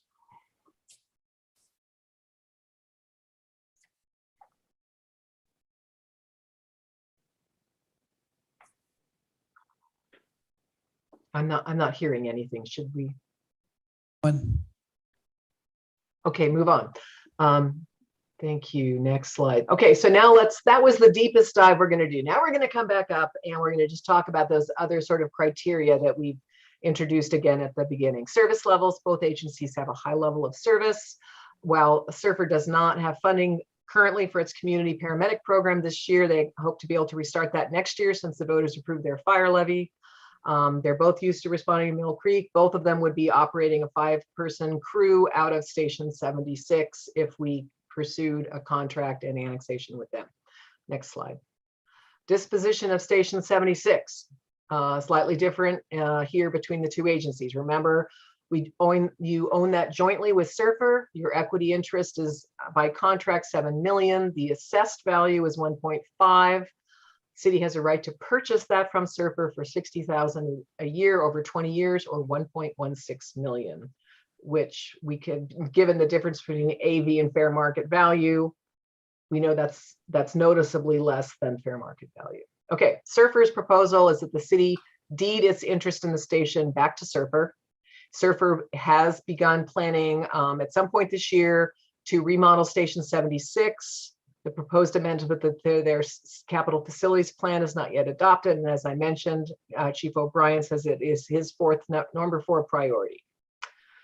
But we don't have a specific, they're still in the early planning phases. We don't know when they would start, but still that's something. South County Fire has said they would like us to purchase Station 76, deed it to them. And so there will be a decision point whether you would like to pay for it all now or buy it over time. The city retains the right to repurchase the station if they stop using it as a fire station, and you get to apply your equity interest inflated over time against that purchase price. So you keep that value over time. And if there is a need to, if the voters do agree to annex, then that's the point at which it would make sense for South County Fire to build the plan plans for upgrading the station into its CIP. So we don't have commitments from them about that, when that will happen. They have identified a number of improvements that they will want to make in the near term, some immediately that they're willing to pay for under the deal that is being recommended by their team. Next slide, please. Again, so here's a closer up view of things with a little more detail. The shaded stuff is your potential annexation area. And again, that is currently in South County Fire's territory. The eastern and southern, most of the southern portion of your urban growth area is in Surfer's fire area. If you annex those areas, if you are annexed into South County Fire and then you annex your urban growth area, that area will automatically become part of South County Fire as well. You don't need to do a second vote for that. It just happens. And again, you can see the distribution of stations that are available to serve you. And since most responses take multiple units, it's good to have multiple stations out there close at hand to help you out.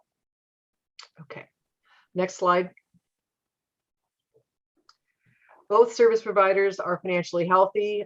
They have comparable levels of reserves. They have no outstanding debt. They have a healthy year-end cash balance. And they've got all the same types of reserves that they're funding, and they're funding them at pretty comparable levels. Vince, I see that you have your hand up.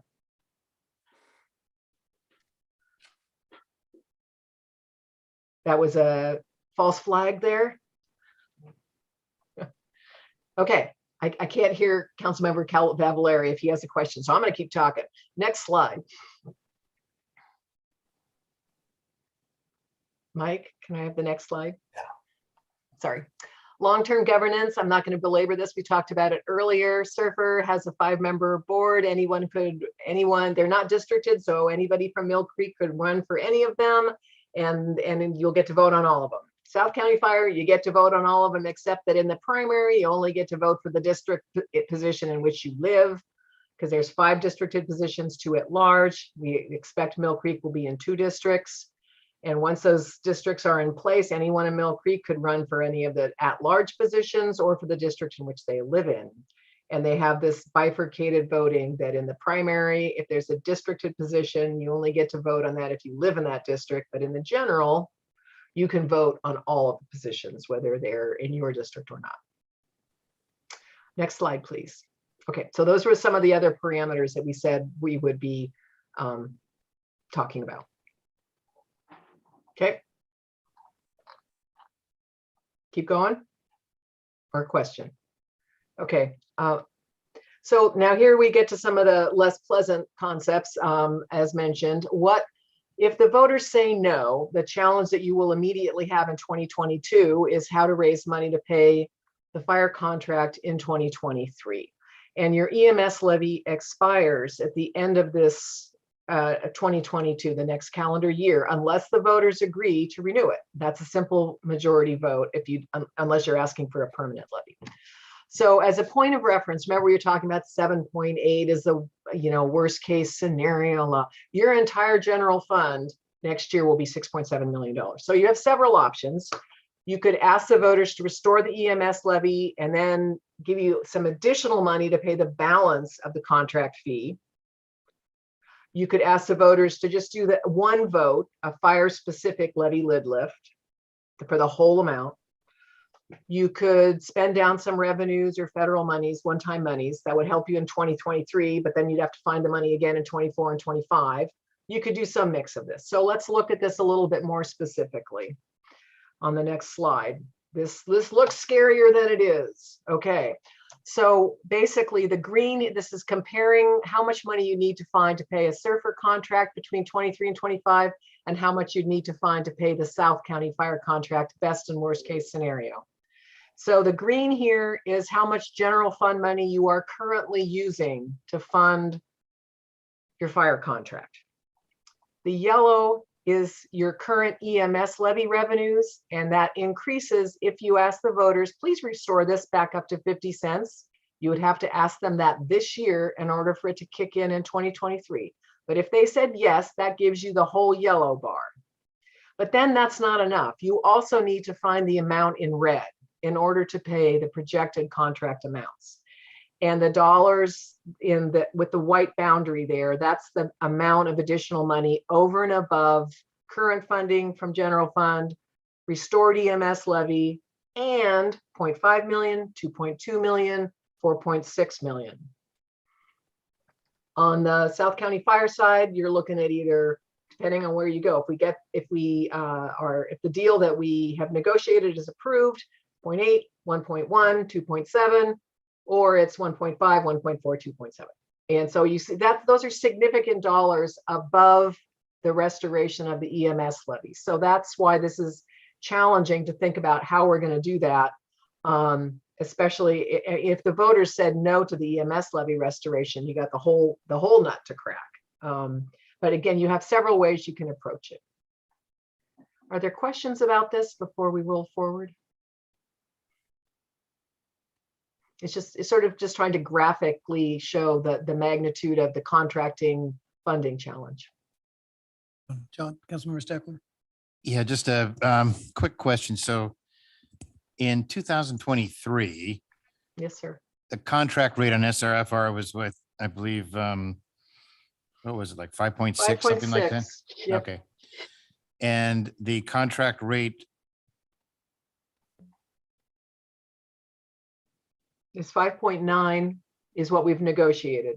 We're losing Steckler. We Can't hear. him. is what's been proposed that we're waiting for approval on, correct? No, 5.9. 5.9. 5.9 right here. Cannot hear you, sir. In the audio. My mic's been on. I don't know why it's not. Mike, we're getting a delay between these mics in this system for some reason. Could you explain on the South County Fire, the 1.5 in the gray area for me? So that is if the deal that we have negotiated is not accepted by their board and they say, no, we would like them to pay at parity. That would mean what you would be looking for is $1.5 million in addition to a restored EMS levy and in addition to your current general fund contribution. So that's just showing you the range between the point, the offer that's been negotiated and our worst case scenario. Which again, if they come back with the worst case scenario, you can say, we really don't like this. We can renegotiate this. We want to walk away from you and go with Surfer, even though we know it's going to cost us more in the long haul. But the step tonight is to get us on a road here. Another number that's on these. So this number here is the equivalent tax rate. So figure if you want to think about AV, that's another 43 cents. That's another 43 cents there on top of our existing tax rate, on top of a 50-cent EMS levy, on top of what we already collect through general funds that we're currently applying to fire. Laurel would come to you and say, I need to find another 43 cents. That would take an extraordinary levy lid lift for us to do that. You can't, remember, you can get a couple of pennies with your 1%, but you can't get that much. Anyway, that's a tough number to get to. So that's what this top number is, how much you'd have to change your tax rate to be able to get enough money to pay for this extra $5 million, $4.6 million or $2.7 million you have to get. Thank you, Mike. Levels of service and not cut back in anything that we're currently funding. Right, that'd be just go to the voters, we need more money instead of cutting half take your whole public works department out, you still wouldn't have enough to do that. That's the bottom line, yeah. I just wanted that confirmation. Oh, sorry. Let me try again. Is this better? Yep. Thank you. Just for confirmation. So if the EMS levy failed, that's what you're showing that.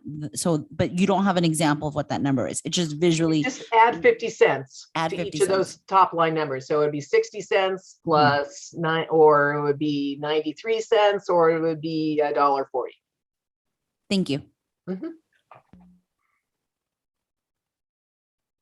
Again, and in comparison, your current city levy rate is, I was asking Laurel for this. 70. So $1.76 in 2021. It's a little bit different in 22. Okay, We're quizzing Laurel. She's looking at it. Looking for it. It'll go down slightly because our AV went up. way up. Yeah, $1.70-ish kind of number. And we're looking at another dollar, another 90 cents Potential. in 2025. 2023 isn't too bad. It's by the time you get to 2025, the parity rate, it is going to be expensive. We're around 89 cents for general fund right now. So you'd have to double that basically.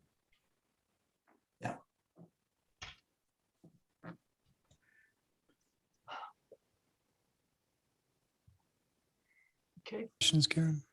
Okay, so just now to do a quick recap here. We do anticipate South County Fire to be the lower cost provider for Mill Creek over time because they have the lower property tax rate and the benefit charge. The benefit charge in particular reduces cost to Mill Creek residential homeowners. Given the tax disparity, it's still less expensive for all the hypotheticals we ran to be in South County Fire as compared to Surfer. South County Fire will continue to have greater population and assessed value with which to share the cost of service. So you're getting the benefits of, by joining them, you get the benefit of their higher AV. The city has greater financial capacity. This is one thing we didn't talk about before, because South County Fire has capped its tax rate 50 cents lower because they have a benefit charge. If you ever wanted it, that extra 50 cents could be yours. I'm not saying you would ever want it, but if, as terms of your emergency toolkit, you have an extra 50 cents on this path. Second item, the costs are actually fairly similar over the next 4 years. In the very first year, in 2022, they're both at the same. 2023, Surfer is slightly less expensive. After that, they're sort of on parity. And then by 2025, Surfer is noticeably more expensive. Next slide, please. Both agencies are financially sound. South County Fire is not completely dependent on property taxes, and that's one of the benefits of the benefit charge from their perspective. South County Fire is going to let you keep your equity interest in the station. That assumes you get it back if you want to buy the station and they have moved off the station, so it's not guaranteed you will get it. But the deal has been negotiated so that you have that possibility. The governance structure, arguably, you might have differing people could call this differently, but if you think having a districted representative paying attention to Mill Creek is a good thing as compared to just speaking to at-large representatives, you may prefer the governance structure in South County Fire. The sooner the city annexes, the less risk you have and less challenge you have to put other measures before the voters or drain your reserves or cut services in order to retain fire service going into 2023. A short-term contract is gonna, if the voters say no to annexation this year, you could need as many as 2 levy elections next year in order to pay for that service contract. You'd want to size it so that it covered a few years. And you could do it in one election if you just rolled it into one big tax bill, or you could do it into 2 elections if you split it up between restore EMS and give us a boost on our lid lift. Or you could just say, well, we'll minimize some of that with spending down federal dollars or reserves. But again, those only happen once. Next slide, please. So here's sort of the main points. I think we brought this to you last time of why the team is still recommending annexing into South County Fire. You move directly to long-term stability and fire service delivery. We know the services are high quality. The firefighter shift staffing at Station 76 would continue. They're very familiar with the community. The long-term cost is lower for your taxpayers than annexing to Surfer. The near-term costs are very comparable. Annexation rather than contracting avoids the challenge of funding a short-term service contract for the city. Next slide, please. So again, the request tonight is to adopt a resolution that can move forward on the annexation process with South County Fire. That is a statutory requirement, but it does not commit you to placing the measure on the ballot. You still have to conclude negotiations with them and approve amendments to their plan that is talking about how they will annex you in. We have negotiated the terms of that agreement. They're pretty straightforward and consistent with what I've talked with you about before. And then you would decide if that's acceptable, and you would then adopt a resolution placing the annexation measure before the voters. And then the voters will ultimately decide.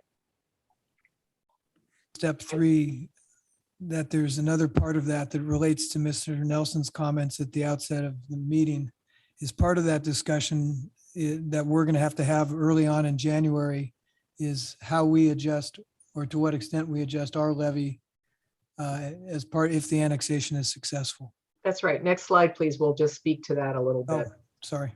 No worries. So if the ballot measure is approved, and this is the discussion you need to have so you can share with the voters what your plan is. If they say yes, what will you do to your budget? 4.3 million is what you're going to spend in 2022 on fire. That will come off your tab in 2023.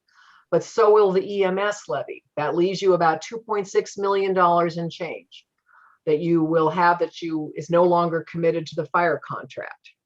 You can either say, we're going to take all of that and shore up the police department and a bunch of other stuff and whatever. Or you could say, well, we're going to give some of that back to the voters by reducing our levy. Or you could reduce your city levy by the full 4.3 million.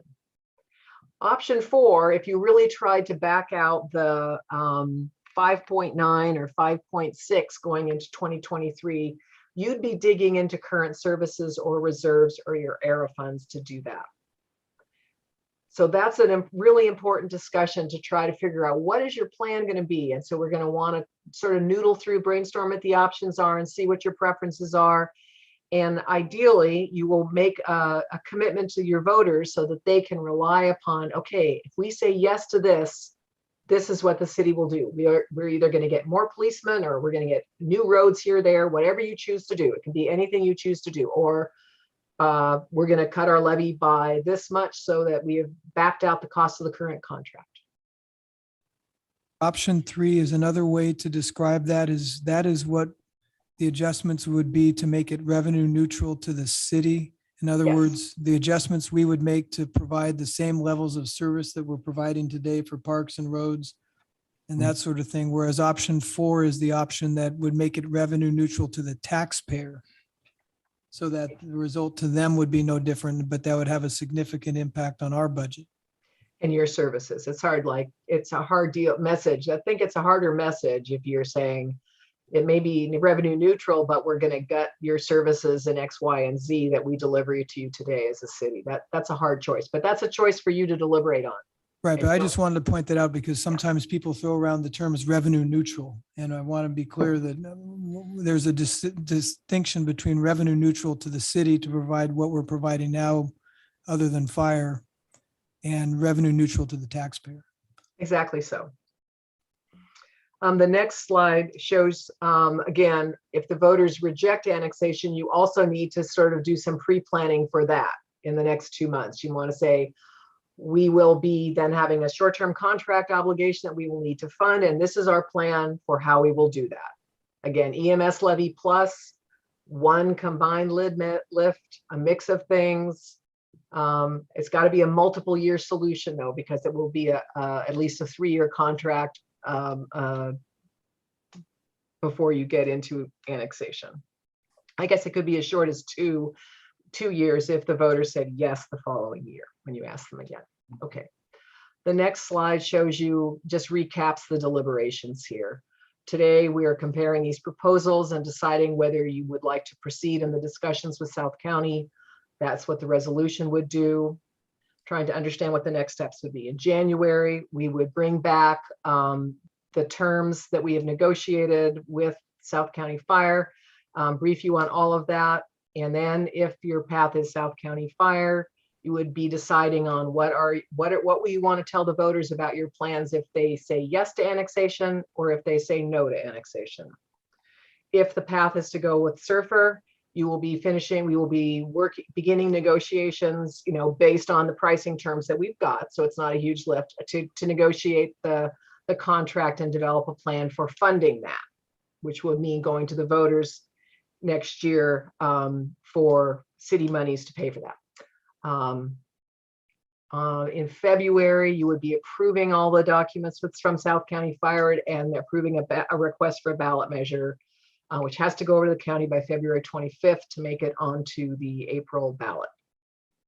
If you're on the surfer path, you would then start executing your plan for when you will ask the voters for more money to pay for the short-term contract and decide whether you would like to proceed to annexation in 23 or 24. Would be February 22nd unless we decided to have a special meeting to take action. Good point. And I think that is my last slide. Oh, sorry. This is a little more detail on the calendar for the April election. The effective date is actually August, but the new taxes don't begin until January.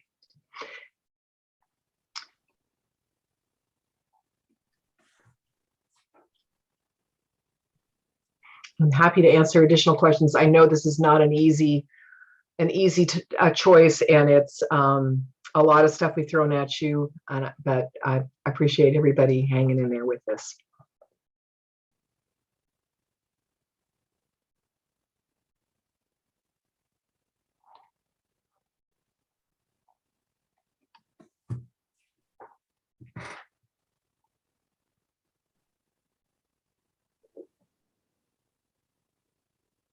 It's the sounds of silence for Karen and I.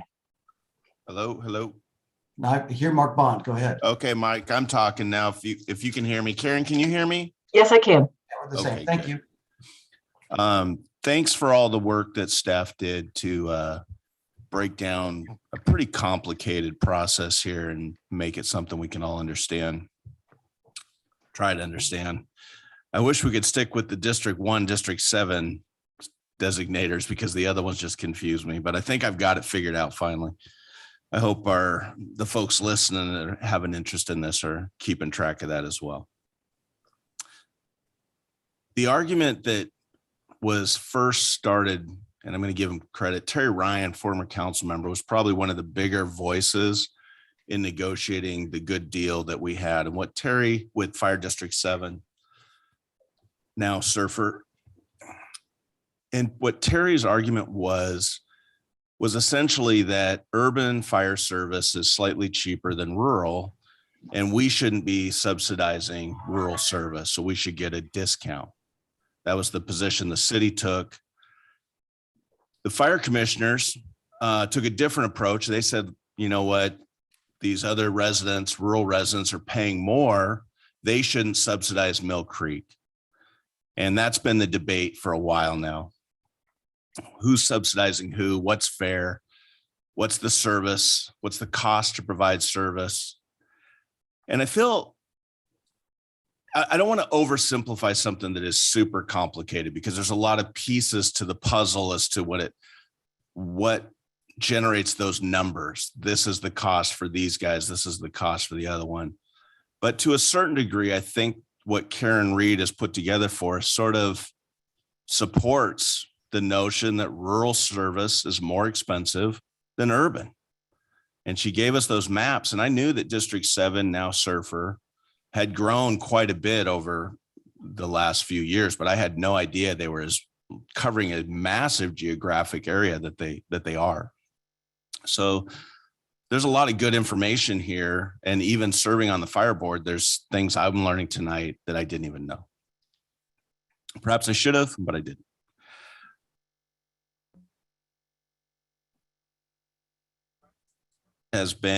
Surfer has been an outstanding partner for the whole time that we've been here. So working with them over the years, knowing a lot of the staff over there, just Mark Bond, I would just say we should stay with District 7 because these are the guys I like and I know, and I don't have as close a personal relationship with the District 1 people, although I've never met anybody over there that wasn't decent. And I'm sure they are probably just as wonderful as our District 7 guys. But I got to take that hat off and put on city council hat and say, I got to do what's best for the residents of Mill Creek that have trusted me to come up here and sometimes make some tough decisions. And a $2 million difference is a pretty significant one. So that's kind of where my head's been. Just the financial difference is pretty big. If it was a little narrower, I would just maybe be able to be pushed more towards staying with Surfer. I like the question that our new council member asked. What if the voters want District 7? Well, what if the voters look at the price difference and go, we want District 1? We don't, and again, South County Fire and Surfer, and I'm just going to stick with 1 and 7 because it makes it easier for the discussion. I would like to hear from the residents. I haven't heard we haven't gotten a lot of feedback as far as they may not even be knowing that this discussion is really going on. Some of you that ran this year and were out doorbelling may have had more interaction with folks asking questions and whatnot. But if we had that input as to what the citizens wanted, I'd feel more comfortable saying, okay, I hear you. This is the direction we're going. Without that, we're just going to be forced to make a decision with the information we do have.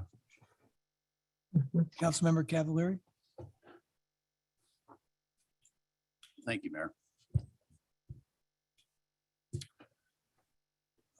Nice words, Councilmember Bond, and I get it. I'm right there with you. It's one of the tougher things we have to do up here. But I go back to what Karen Reed said in the very beginning, is that all roads lead to annexation in this case, and we're kind of, no matter where we go, we're looking to annex into one district or the other. The bottom line is the price for poker has gone up in Mill Creek when it comes to fire service. We no longer have the great deal that we thought we had. And it's just, those of us that still talk about, hey, maybe perhaps we can contract a little longer. That's a fantasy. It's just not going to happen.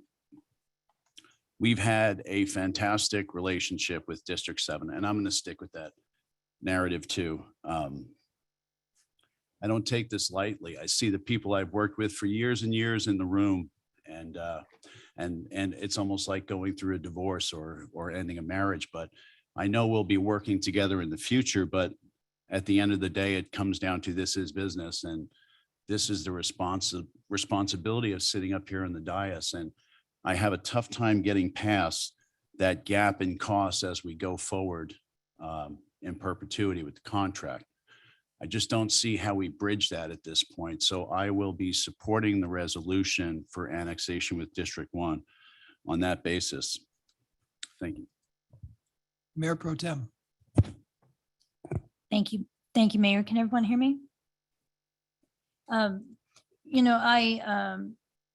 join with my colleagues in that I really appreciate the service that Surfer has given to us and the long-term relationship and the years of service that has been given to us. I agree with my colleagues up here that this is a hard decision that has been placed upon our lap. And we are sitting here realizing that we are faced with whether or not we contract or we move into an annexation. And to me, early on, it seemed clear that we have to move into an annexation because our budget just cannot handle a contract increase year by year. And I agree that we should be paying equitable rates, and that price is just so insurmountable on our budget right now. And when I'm looking at that, I have to look at the long term of annexing in to an authority or a fire district. And when I look at those numbers, I can't sit up here and bring myself to tell the residents of Mill Creek that they need to pay $2 million more a year spread out for the long haul. So I also look at the benefit charge and how I think for our residents, it is more equitable for them because it's based on the price it costs to actually come to their house per square footage, not based on the property value of their home. And Mill Creek is currently the highest mean property value housing in the county. So it's more equitable, I feel like, for our voters here to actually pay the benefit charge. So this is a difficult decision, but I feel as a council member looking after the city as a whole, I have to recommend that we move forward with annexation into South County Fire because I can't justify us paying $2 million more a year. So that's where I stand.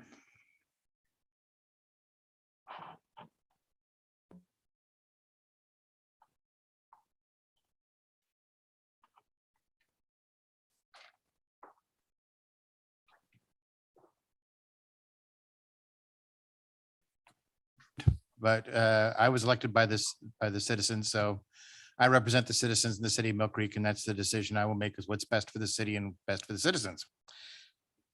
I like what everybody's saying. If it was, I would prefer if this was a little bit easier decision and the facts were a little bit clearer on the plate. In other words, if we're looking at a contract and it's 7.4 million with South Sound and 9.7 million with Surfer, it'd be a clearer, easier distinction. But that's not the case. We've got two different proposals. Well, we have one proposal for a 3-year proposal that ranks up, that gives us a chance at a much lower cost to our citizens, which could save them millions of dollars, but we'd have to, not annex, but it would allow us to, as a city, find ways to help generate the revenue needed to offset this cost. I wish we had a proposal from South County Fire. We don't. We have a hope for a proposal that we think they're probably going to approve, but we won't know. So their numbers could be what, if what they are, if they came back and said, this is what our numbers are, it is a much better value and a much better decision for the citizens to annex into South County. If they come back and say the commissioners said no to our proposal, we're not going to do it, the numbers are quite a bit different. And it's not a matter of being $2 million a year more. In fact, it could be that you're going to pay more with South Sound if their commissioners don't approve the proposal. So I'm a little bit, it's a little bit hard to make a decision or a recommendation when one side is given, I have a firm set of numbers, the other side, I don't have a firm set of numbers. I don't know. The other question I keep bringing up, and I kind of dance around this, and I know nobody can control the future, but I just want to keep asking that question, make sure we don't make a mistake. If South Sound does raise their lid, then we're in an equitable situation here. And are they due to ask that question? Nobody can predict that. Nobody can tell me for sure. They say they aren't really projecting to do it, but if they did, then all of a sudden we're not saving $2 million a year. And should we have thought of that? But we can't predict the future. What I can predict is I would rather that I had a firm proposal from South Sound before I made a decision or recommendation tonight. We don't have a firm proposal from them. If their number is approved, it looks a lot better for the citizens in the city financially to go with them, but I don't have a firm proposal. So it's kind of hard for me to make an approval tonight when I don't have a firm set of numbers. I don't feel right about that.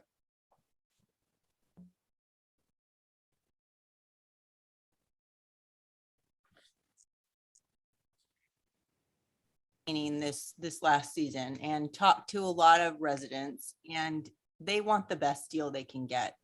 And as much as it's painful to think that the relationship, we'd have to start a new relationship with a different fire district, I think the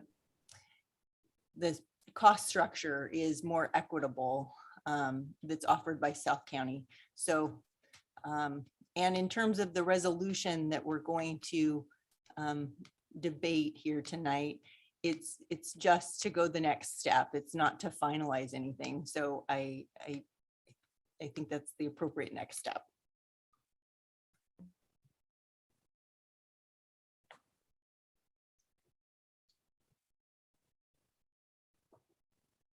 The one time, or not one time, but the times that I would hear about, oh, well, I'll pay more if I get more, if there's more services, if there's, there's lots of conversations about what it looks like in terms of homelessness and just other like conversations, but it had to do with if we can receive more. And that's what I was really looking, and that's what the questions I've been asking is, what's the difference in terms of the services? And, so I just want to say, because I didn't hear that, or I didn't see that, or even in the questions that I've asked that everyone's been so good to, answer in terms of questions about privatization of paramedics, things, those kind of the questions I had, I don't, it looks like we just have two amazing options. And so it is then based off of the costs. The other thing I just wanted to remind for other council members, this would be if we go with this annexation and putting it on the ballot for April. In February, there is going on for the Everett School District. So that's another cost for our residents that we don't have control over, but they're getting hit up in February and then in April. And so we want to make sure the language is clear about what we're trying to do to make the best deal, as Councilmember Allison shared. What's said tonight. I think it's important, though, that we articulate what it is that we're doing and we're not doing. As Councilmember Bond articulated, our contract is up for fire service. Our obligation as a council member is to look at what are the options of providing fire service to our residents. We could either form our own fire district, we could continue contracting, or we could annex. I think we've concluded that the annexation route is the route we want to go down. We don't decide whether or not we annex. The voters do. Our job was to do the due diligence, look at all the information, and make a recommendation to the voters as to what we think is the best decision for going forward. The numbers I've seen suggest that we unfortunately should change the horse and go with South County. Ultimately, that's going to be up to the voters to decide in April. Should we finalize this in February and to continue moving forward down this path? But I think based on what we're presented, we really don't have any option but to continue this process with South County and move to the next step by adopting the resolution to continue the process moving towards that election with a final decision to be made in February. So that's where my head is at. Does anyone have any motion or further discussion? Mayor, I'll go ahead and make a motion. Is there a resolution number? City Attorney? Is it on your Resolution screen? number is 617. Thank you, Mayor. Make a motion to adopt resolution 2021-617, expressing the city's intent to pursue the benefits of receiving fire and emergency medical services from South Snohomish County Regional Fire Authority via annexation. Second. Is there any further discussion? Seeing none, all those in favor of the motion, please say aye. Aye. Aye. Any opposed? Did anyone abstain? The motion passes 7-0. If we could get the screen back up. Thank you, Mike, Martin, Karen, Laurel. I know, and I'm sure there's more that I'm not naming that went into the effort to put all this information over it's been a year-plus long process. So thank you for all the work on that. And Grant Egginger. And Grant, thank you. Thank you. Didn't have the screen up, so I couldn't see if he's on the screen. That brings us to new business. We have a regular council meeting scheduled for December 28th. I think we're going to be down a couple council members. I know Councilmember Vignell will be in France. I thought someone else might be gone. I thought Vince was gone. Vince will be gone too. So I think we should, if there's no well, we have to vote to cancel it if that's the desire, but. Mayor, if we're down a couple of council members on the 28th, I'm very concerned about the fact that we haven't had an opportunity as a council to sit down together and talk about a plan or about an interim city manager, the situation with our police chief. I would rather not wait until January to do that. Is there any chance that if 28th is bad, could we look at having a meeting on the 21st and then canceling the meeting on the 28th? I really am concerned we have not sat down and had a discussion as a council to take the next steps regarding our search, our interim city manager, our police chief. There's a lot of issues facing our city that we just aren't talking about. And I'd feel a lot better if we had a plan of action that we all agreed on. The 21st, I think, would be down one. Vince, would you be gone too?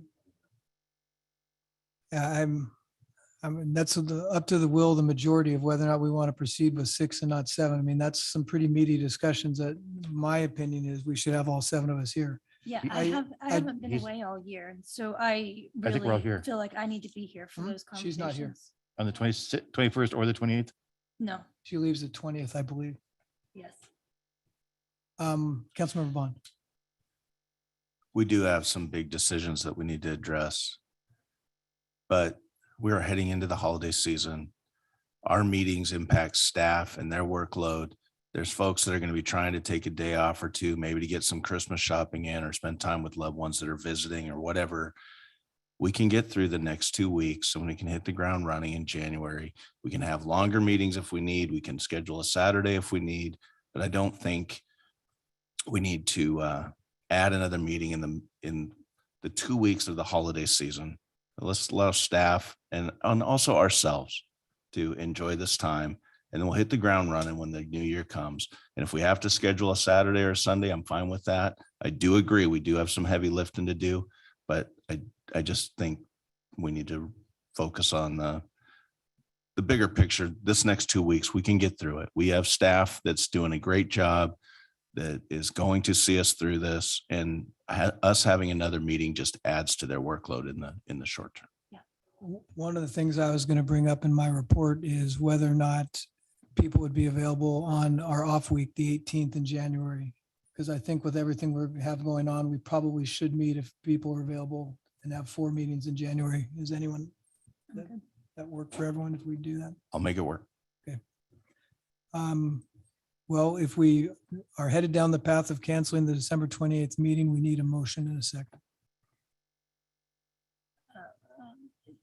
Motion Mayor- to cancel the December 28th regular meeting. Second. Is there any further discussion?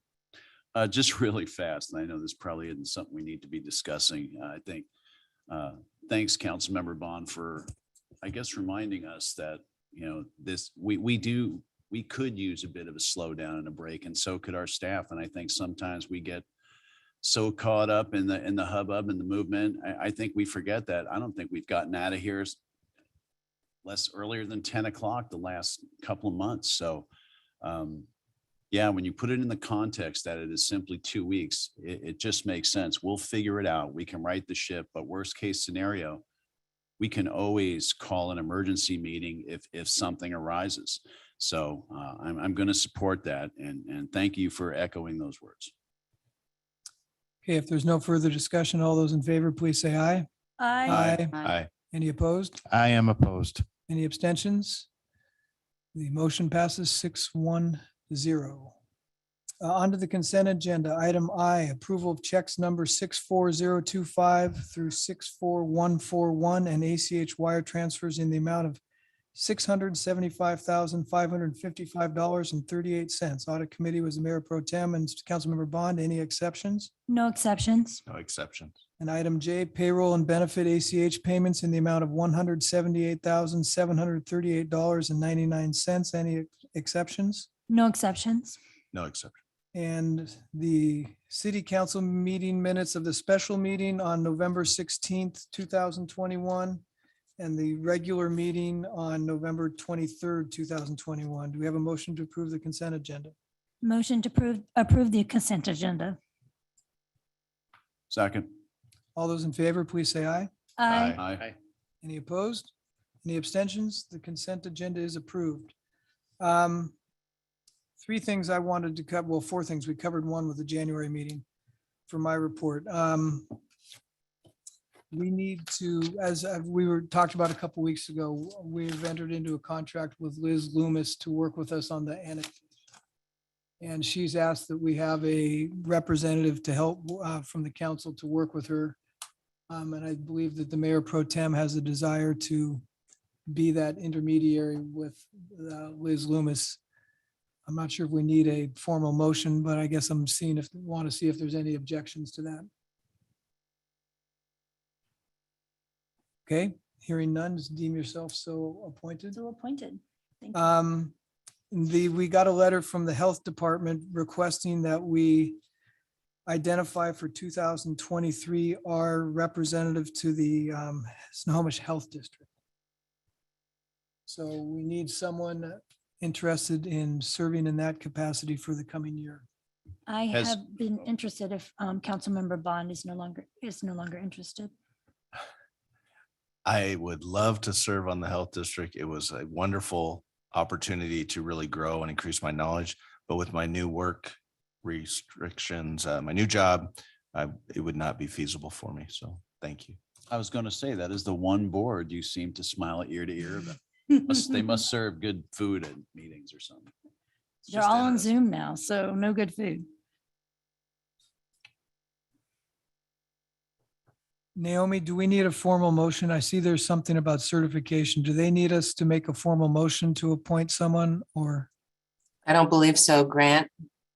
We haven't done that before, but we just have to, you have to choose and then I'll inform them. Okay, And I Okay, think so they have the- to approve. And as the well. mayor's selection subject to the approval of the council. okay. So I'm not hearing any objections if I were to select the mayor pro tem. Okay. The last item I had gets to Councilmember Steckler's comment. I did want to have a brief discussion about next steps for interim city manager of what we want to do. The night that Mr. Caravino resigned, I did get an inquiry from Greg Prothman. You might recall, I forget the name of his company, Prothman and Associates. They're a search firm that does a lot of the searches for local municipalities. He reached out to me. I've not responded to him other than acknowledging his email that he is available to discuss options for possibilities for a more permanent interim should we decide that. So I would be happy in the next couple of weeks before our next meeting in January to explore that if the council so desires. At least get some information on what some of the options are for us to consider if we wanted to bring in someone external. But that would be also one of the discussion items or agenda items for our first meeting in January is to start that discussion. Councilmember Steckler about our next steps. Is it, would it possible to work with you on that? I have no objection with that. The others Great. don't. I've heard concerns of Prothman in the past, so I would like to make sure that we, I'm not saying we go with them. I'm just saying talk with them and hear what they have to say. okay. That's all I want to. Any objections?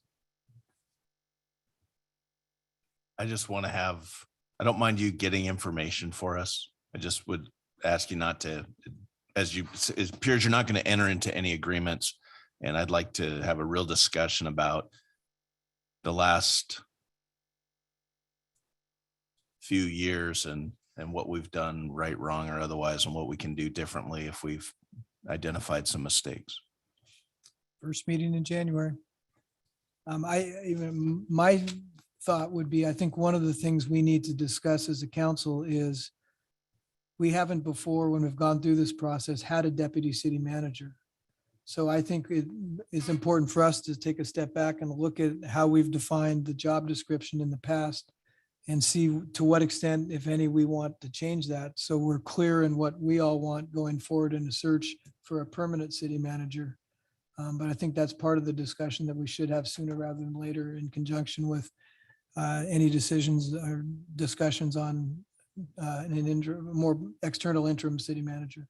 I happen to agree. I think we're in a unique position to have this succession plan and having a deputy city manager in place. So I don't want to just pick a date that we have to decide and start the ball rolling.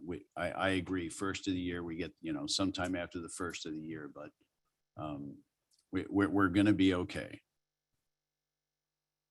Okay, and the last thing that I had was to thank the Mayor Pro Tem for covering for me while I was in Hawaii last week. Much appreciated. And because I wasn't here for the discussion, I'm going to let her take on the issue with the sales tax for housing affordability, that the letter you discussed last week. Thank you, Mayor. So I have passed out a copy of what we came up with the interim city manager. In response to our discussion last week, it's just a simple stating our position that we think that this should go on the ballot for the voters.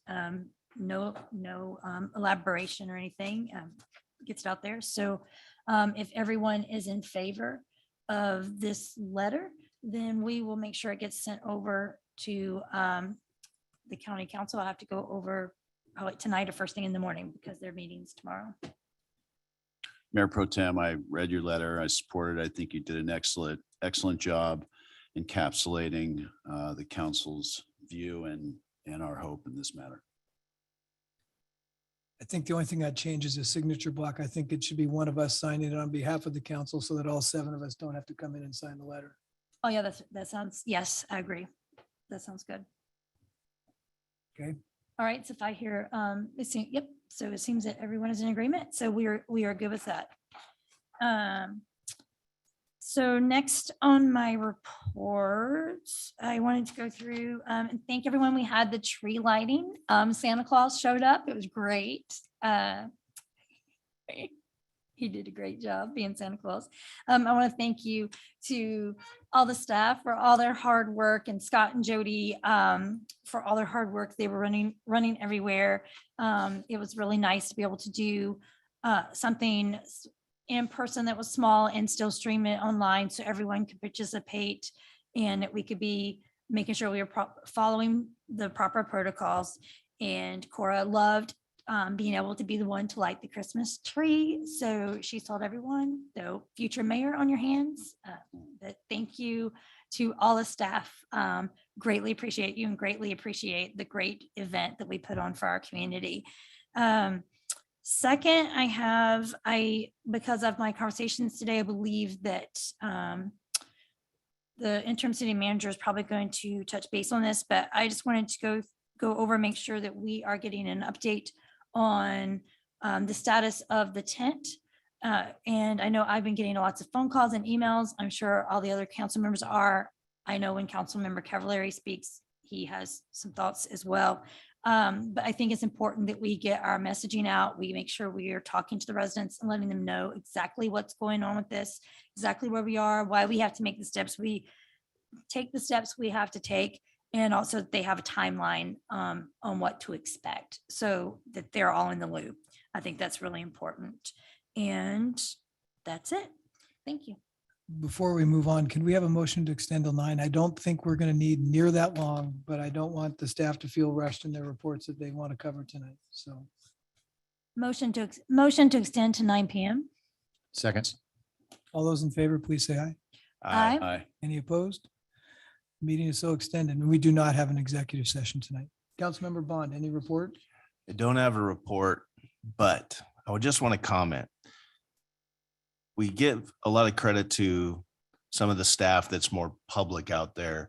We see the not firefighters, our firefighters, yes, but the police department and public works, and they deserve the recognition. They work hard. They're very visible in what's tangible. I just want to give a shout out to Naomi Fay, our city clerk. She is kind of the unsung hero. She's low on the radar, but she puts a lot of work in and getting everything ready for our meetings, as well as all the day-to-day stuff that she's doing that we have no idea what she's doing.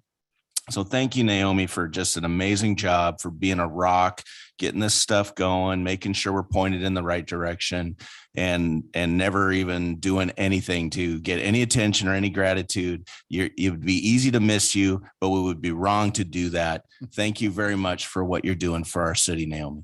Thank you, Naomi. Thank you so much. Councilmember Santa Claus. Well said, Councilman Bond. No, I have no report, Mayor. Councilmember Cavallari. Thank you, Mayor. A couple of things.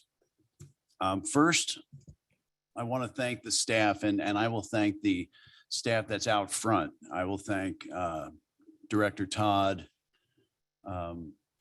Director Gimzo, and everybody that worked on our budget and our CIP. This is probably one of the most informative processes I've had, where you've really dug down into the details and really expressed what the council was looking to get, was really trying to get across for the public. I enjoyed being part of it. It may have been lengthy at times, but it was all worth it. Second is I'm not sure of the appetite of the council, but to Councilmember Steckler's point, I want to have a dialogue again, first of the year, to perhaps maybe have Sheriff Fortney come in here and discuss the possibility of him loaning us a command staff member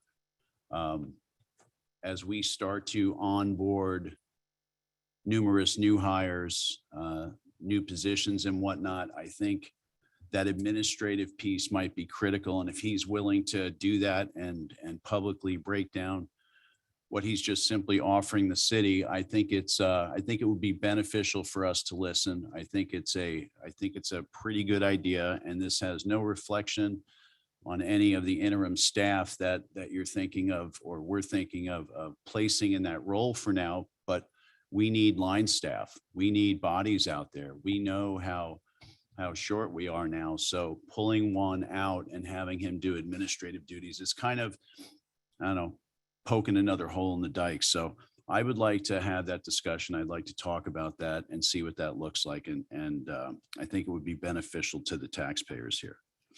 Lastly,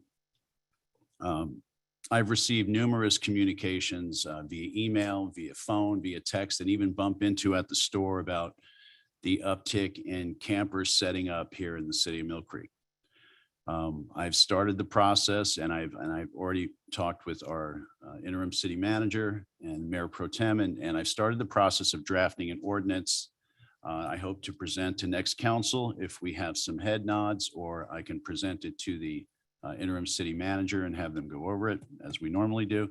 Either way, it's something we need to address sooner rather than later, because it's starting to become a noticeable problem, and it really affects the character of our city. With that, I will say Merry Christmas to all of you. Happy Hanukkah. And I'm blessed to know all of you. Thank you. Can I make a comment? Yeah. So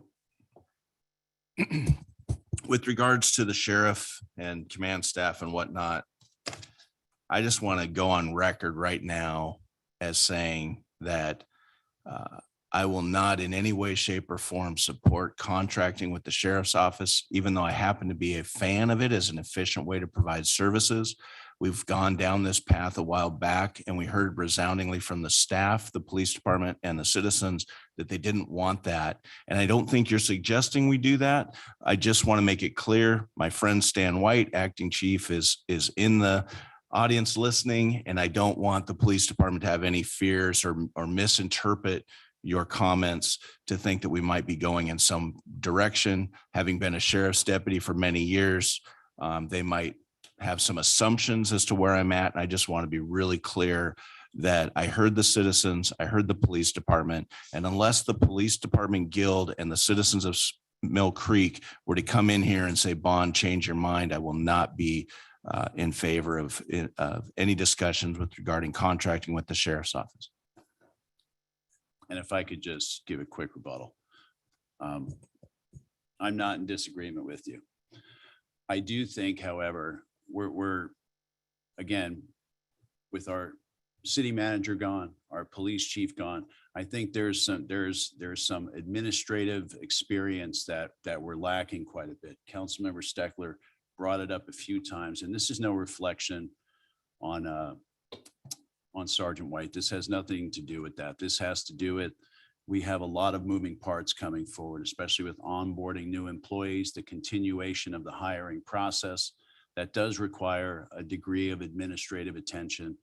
And again, I also mentioned the ability of us having to have enough bodies out on the road at this time. So I don't think that's what the sheriff was coming here to talk about. I think he was offering a gesture to a city that was blindsided by a resignation in the middle of a mass hiring.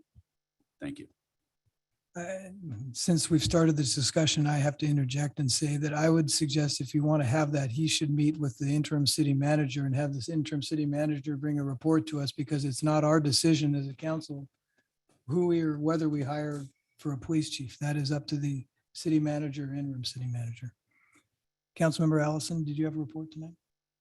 Councilmember Duque.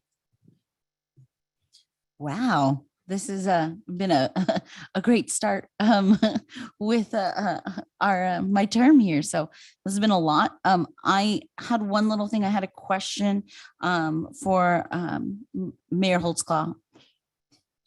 Sorry. I had a question for you. It was in terms of the conversation that we're going to have about the city manager and and all of that. I wanted to throw in what we're looking for is having a conversation about strong mayor and that form of government in the conversation, just because at last week's meeting, we did have Carmen Fisher came to speak about, or was it, yeah, last week, about it and wanting to just recommend that we start having those conversations.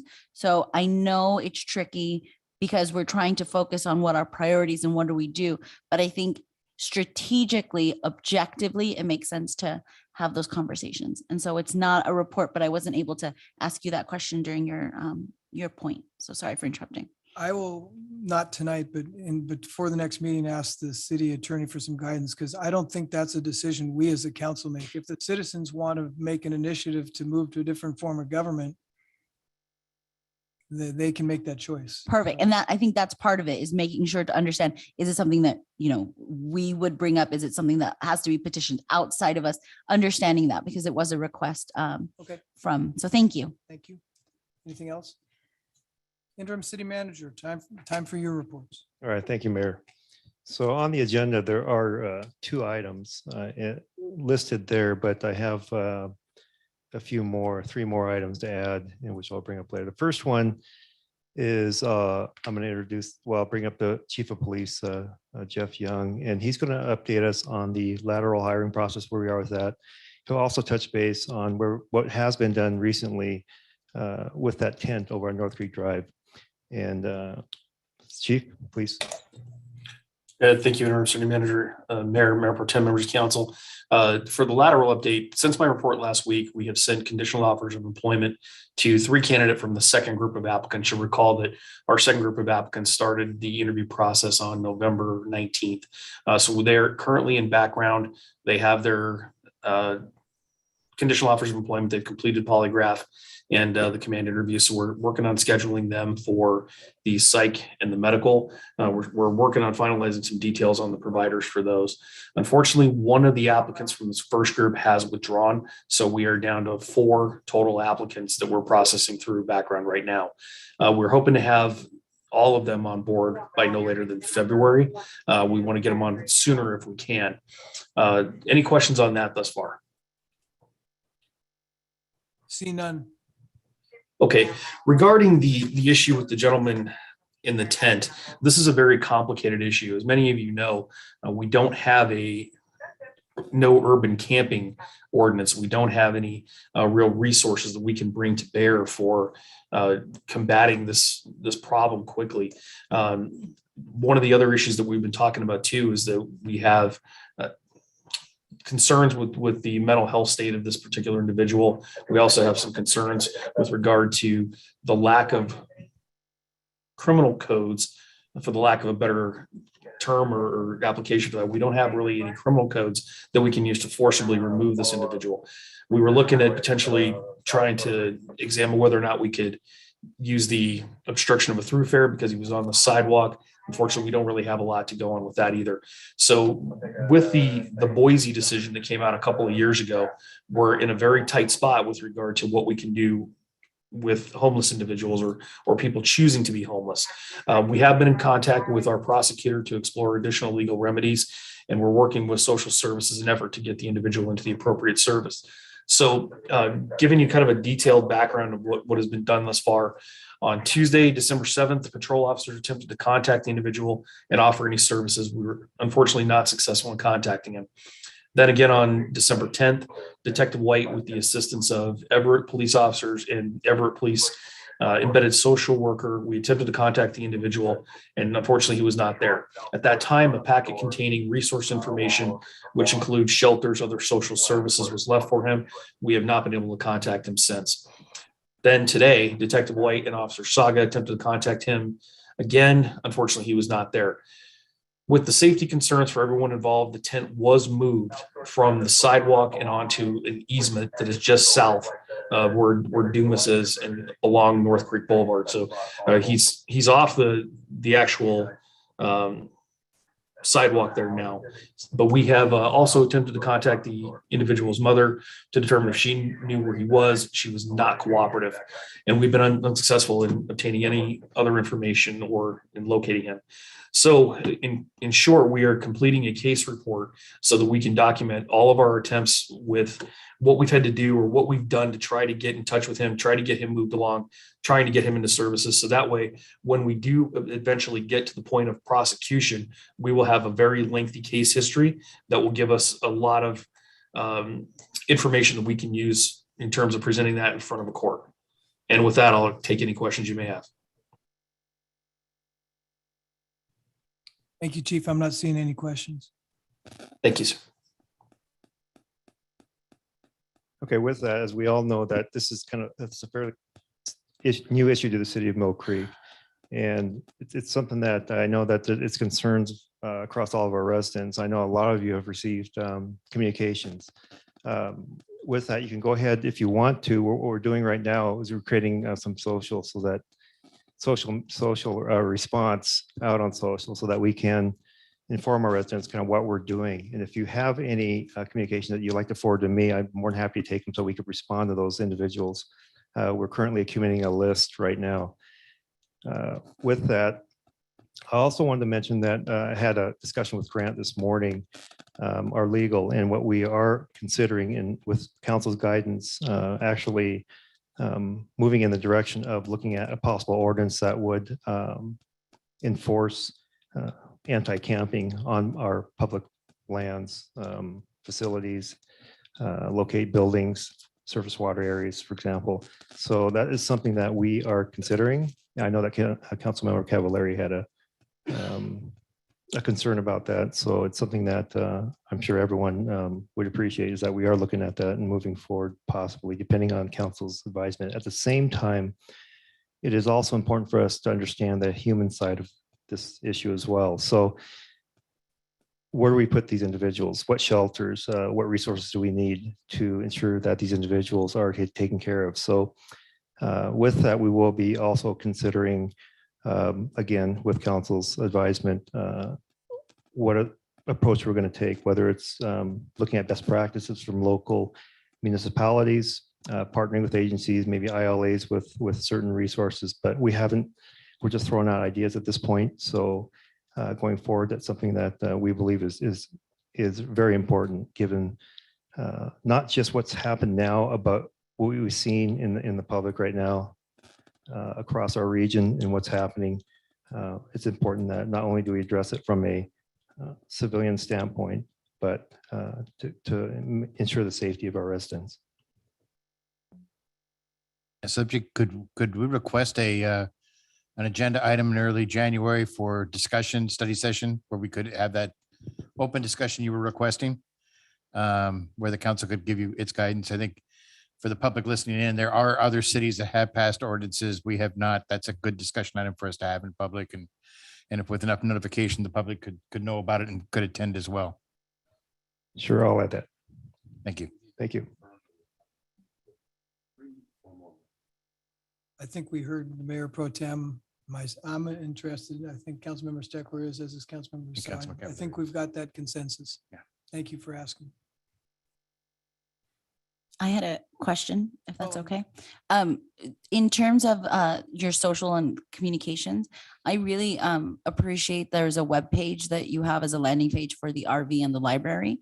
So I find that that's really successful in terms of being able to point people to the website. So if it's something like that, I think that makes a lot of sense, especially as you're handling all of your communications that way. Thank you. The next item is I'd like to congratulate our Detective Sergeant Stan White on his appointment to acting police chief. It's going to be a great, I think it's a great addition or a move for us. We're currently working with the chief and him on a transition into that position. So I feel very comfortable that with Stan's knowledge and experience of 18 years within the city of Mill Creek, that at least in the near term, I'm pretty confident that we are pretty secure going forward to ensure the safety of our residents. Item which involves, which was added just recently, and there are some purchases. Let's see, it's the AMB board. They had a meeting a few nights ago, and they wanted to bring a motion to or request that I can administratively approve $3,050 of expenditures relating to the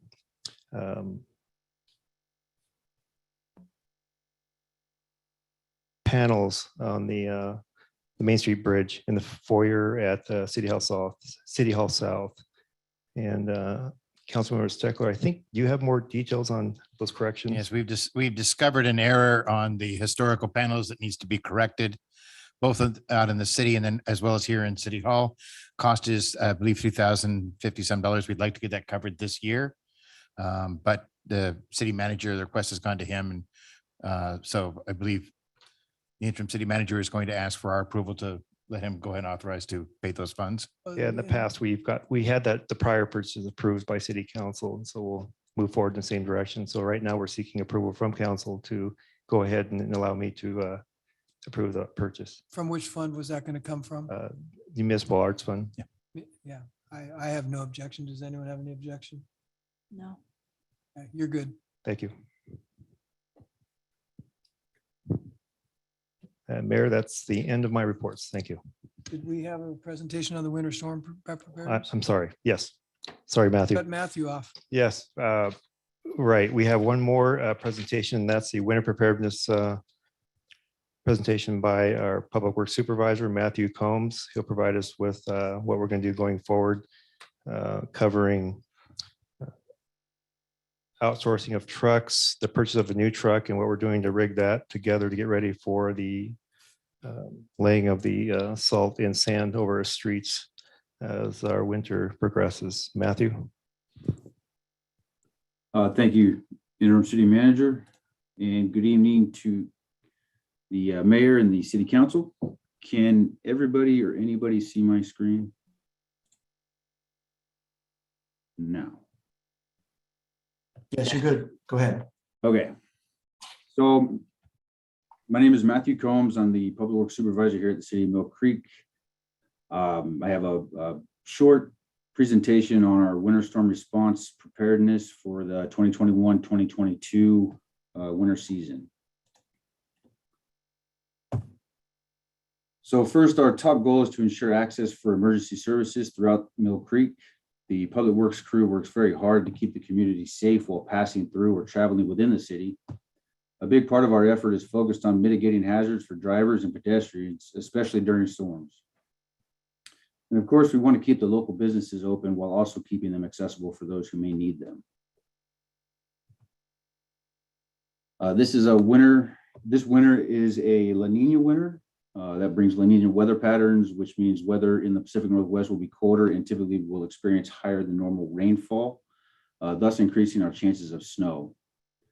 We're starting to see some snow forecasted for the next couple of weeks already. Even though it's supposed to dip down into the low 30s at night later next week, it will likely be too warm to stick around as daytime temperatures are forecasted to be in the mid 40s. In getting ready for this winter, the Public Works crew built the ecology block storage bunkers to house our sand and salt supply. We purchased PW 14 several months ago, which is a 2021 International CV 515 with an 11-foot switch and go chassis. We also have ordered plows and a new sander back in August. However, we are dealing with supply chain slowdowns. We do expect the new equipment to arrive in the first part of January. We're using a calcium chloride brine to de-ice and pre-treat the roads. We have a 5,000 gallon poly tank that we pull from, though it will likely need to be refilled late in January, depending on the weather. There's been no change to the priority and secondary routes. They're comprised of the main arterial routes throughout the city with EMS access in mind. And we have agreements in place with 2 contractors to help us out this year. This is especially important since we don't have our new snow equipment yet, and we need to be able to provide adequate services during a snow event. Ice. When it comes to ice, we're monitoring the website for the National Oceanic and Atmospheric Administration, NOAA, to derive our Mill Creek's weather forecast. Crews will apply de-icer ahead of snow, but more so as an effort to prevent ice or black ice from developing on the roads. De-icer application will mostly be utilized at intersections and on hills like Mill Creek Boulevard, Mill Creek Road, 26th Drive and Fairway, and the Cottonwood Loop. Here you see our storage bunkers. Actually about a month and a half ago, a crew built storage bunkers for our sand and salt. We rented an excavator and had the blocks delivered. Then Jason and Robert on the public works crew set and stacked all the eco blocks. One bay, the bay on the right, is holding about 30 yards of sand currently, and we have 30 yards of salt being brought in next week. This is a big improvement from years past, and this really should eliminate, hopefully, the need to go get loads of salt and sand during the snow event. Here you can see our new plows. These are the new plows that we've ordered. We ordered these back in August. Again, we're dealing with supply chain delays. PW5, which is, you guys have probably seen that out and about. It's our 4-wheel drive Super Duty. It'll get a new Western whiteout that's 8 feet wide and expands to 10 feet wide. That'll replace our old undersized 7.5-foot plow. PW14, our new truck, is being outfitted with a Western whiteout XL that's 8.5 feet wide and it expands to 11 feet. This will essentially double our plowing abilities, and we are very eager to get these plows installed so we can conduct training and get everyone up to speed on plowing and sanding operations. As I mentioned, PW14 is our new international truck with an 11-foot switch and go chassis. It has already proven to be an invaluable asset to the crew with transporting equipment, debris cleanup, and hauling of materials. Still needs some finishing touches like the plow and sander, which we are very anxious to receive. Along with the sander body that's on order, we have also an arborist body on the way, and that's going to help out quite a bit when it comes to the chipper work we have coming up. With its size and weight, plus being a 4-wheel drive, I expect it to do really well with plowing and sanding. The majority of reviews on this truck state that it's a workhorse and works very well when it comes to plowing. All the folks I talked to prior to purchasing PW14, mainly tow truck companies and landscapers, gave the truck platform glowing reviews. So I'm excited to see how it continues to perform for us. One of the biggest pieces of rental equipment that we're going to have on hand this winter is a loader. It will likely be a backhoe similar to the one we rented last year. The primary purpose will be for loading sand and salt during a storm. And we intend on renting this piece of equipment from the end of December until likely the end of February. That being said, we're hopeful to purchase a new equipment for these needs and many other uses in 2022. So that should be coming down the pike early next year. Here you see our priority routes. Those haven't changed. Crews will be busy. The wet snow gets here, the wet snow that we get here in the Pacific Northwest wastes trees and branches down quite a bit. Every year we spend a lot of time cutting trees out of the road during storms. And with only 2 crew members on a revolving 12-hour shift, they stay very busy during storm season or during storms, clearing snow and obstructions from the roads throughout the entire city. And we have no anticipation that county or the state will be able to help us this year when it comes to snow removal. Contractors, we have 2 contractors that have we've entered into agreements with. The first contractor we've used a couple of times, KOB. They'll be focused primarily on the priority routes, and some secondary routes where their equipment will fit and depending on the time of day. The new contractor that we've hired this year has slightly different equipment and they will be focused mainly on secondary routes and parking lots. And during the night hours, they might be able to expand out into some roadways, 3rd Avenue, things like that. So relatively close to City Hall. They'll be using a 3-yard loader, a motor grader, a skid steer with a plow, and then another plow truck. After the storm, there's always a period of time where cleanup needs to occur. Any sand or debris that makes its way into the roadway during the storm will have to be swept up, especially the sand and salt that goes down, keeping our MS3 system in compliance. Another part of that is everything that we cut out of the road. When we cut anything out of the road during a storm, it typically gets set off to the side, and then after the storm, we need to go back around and either chip all the branches up or whatever have you. So in conclusion, driver and pedestrian safety is paramount. We know that the new equipment is delayed. That's the reason for the 2 contractors this year to supplement our lack of equipment. And a friendly reminder that anybody during any snow storms that we get, all cars, trash cans, basketball hoops, anything that's in the roadway to please be moved out of the roadway for the plow trucks. So very short, is there any questions that anybody might have that I can answer? Matthew, appreciate it. Now I'm not sure if I'm hoping for snow or not since we're so prepared. No. Is that the end of the reports, interim city manager? Yes, sir. It's in, Mayor. Okay, that brings us to audience communication. And that hand is fast. Ms. Heidel, name, address, in 3 minutes, please. Thank you, Mayor. Barb Heidel, 1401 144th Place Southeast. In regards to the fire service, as Councilmember Bond mentioned, I wish we could stay with Surfer.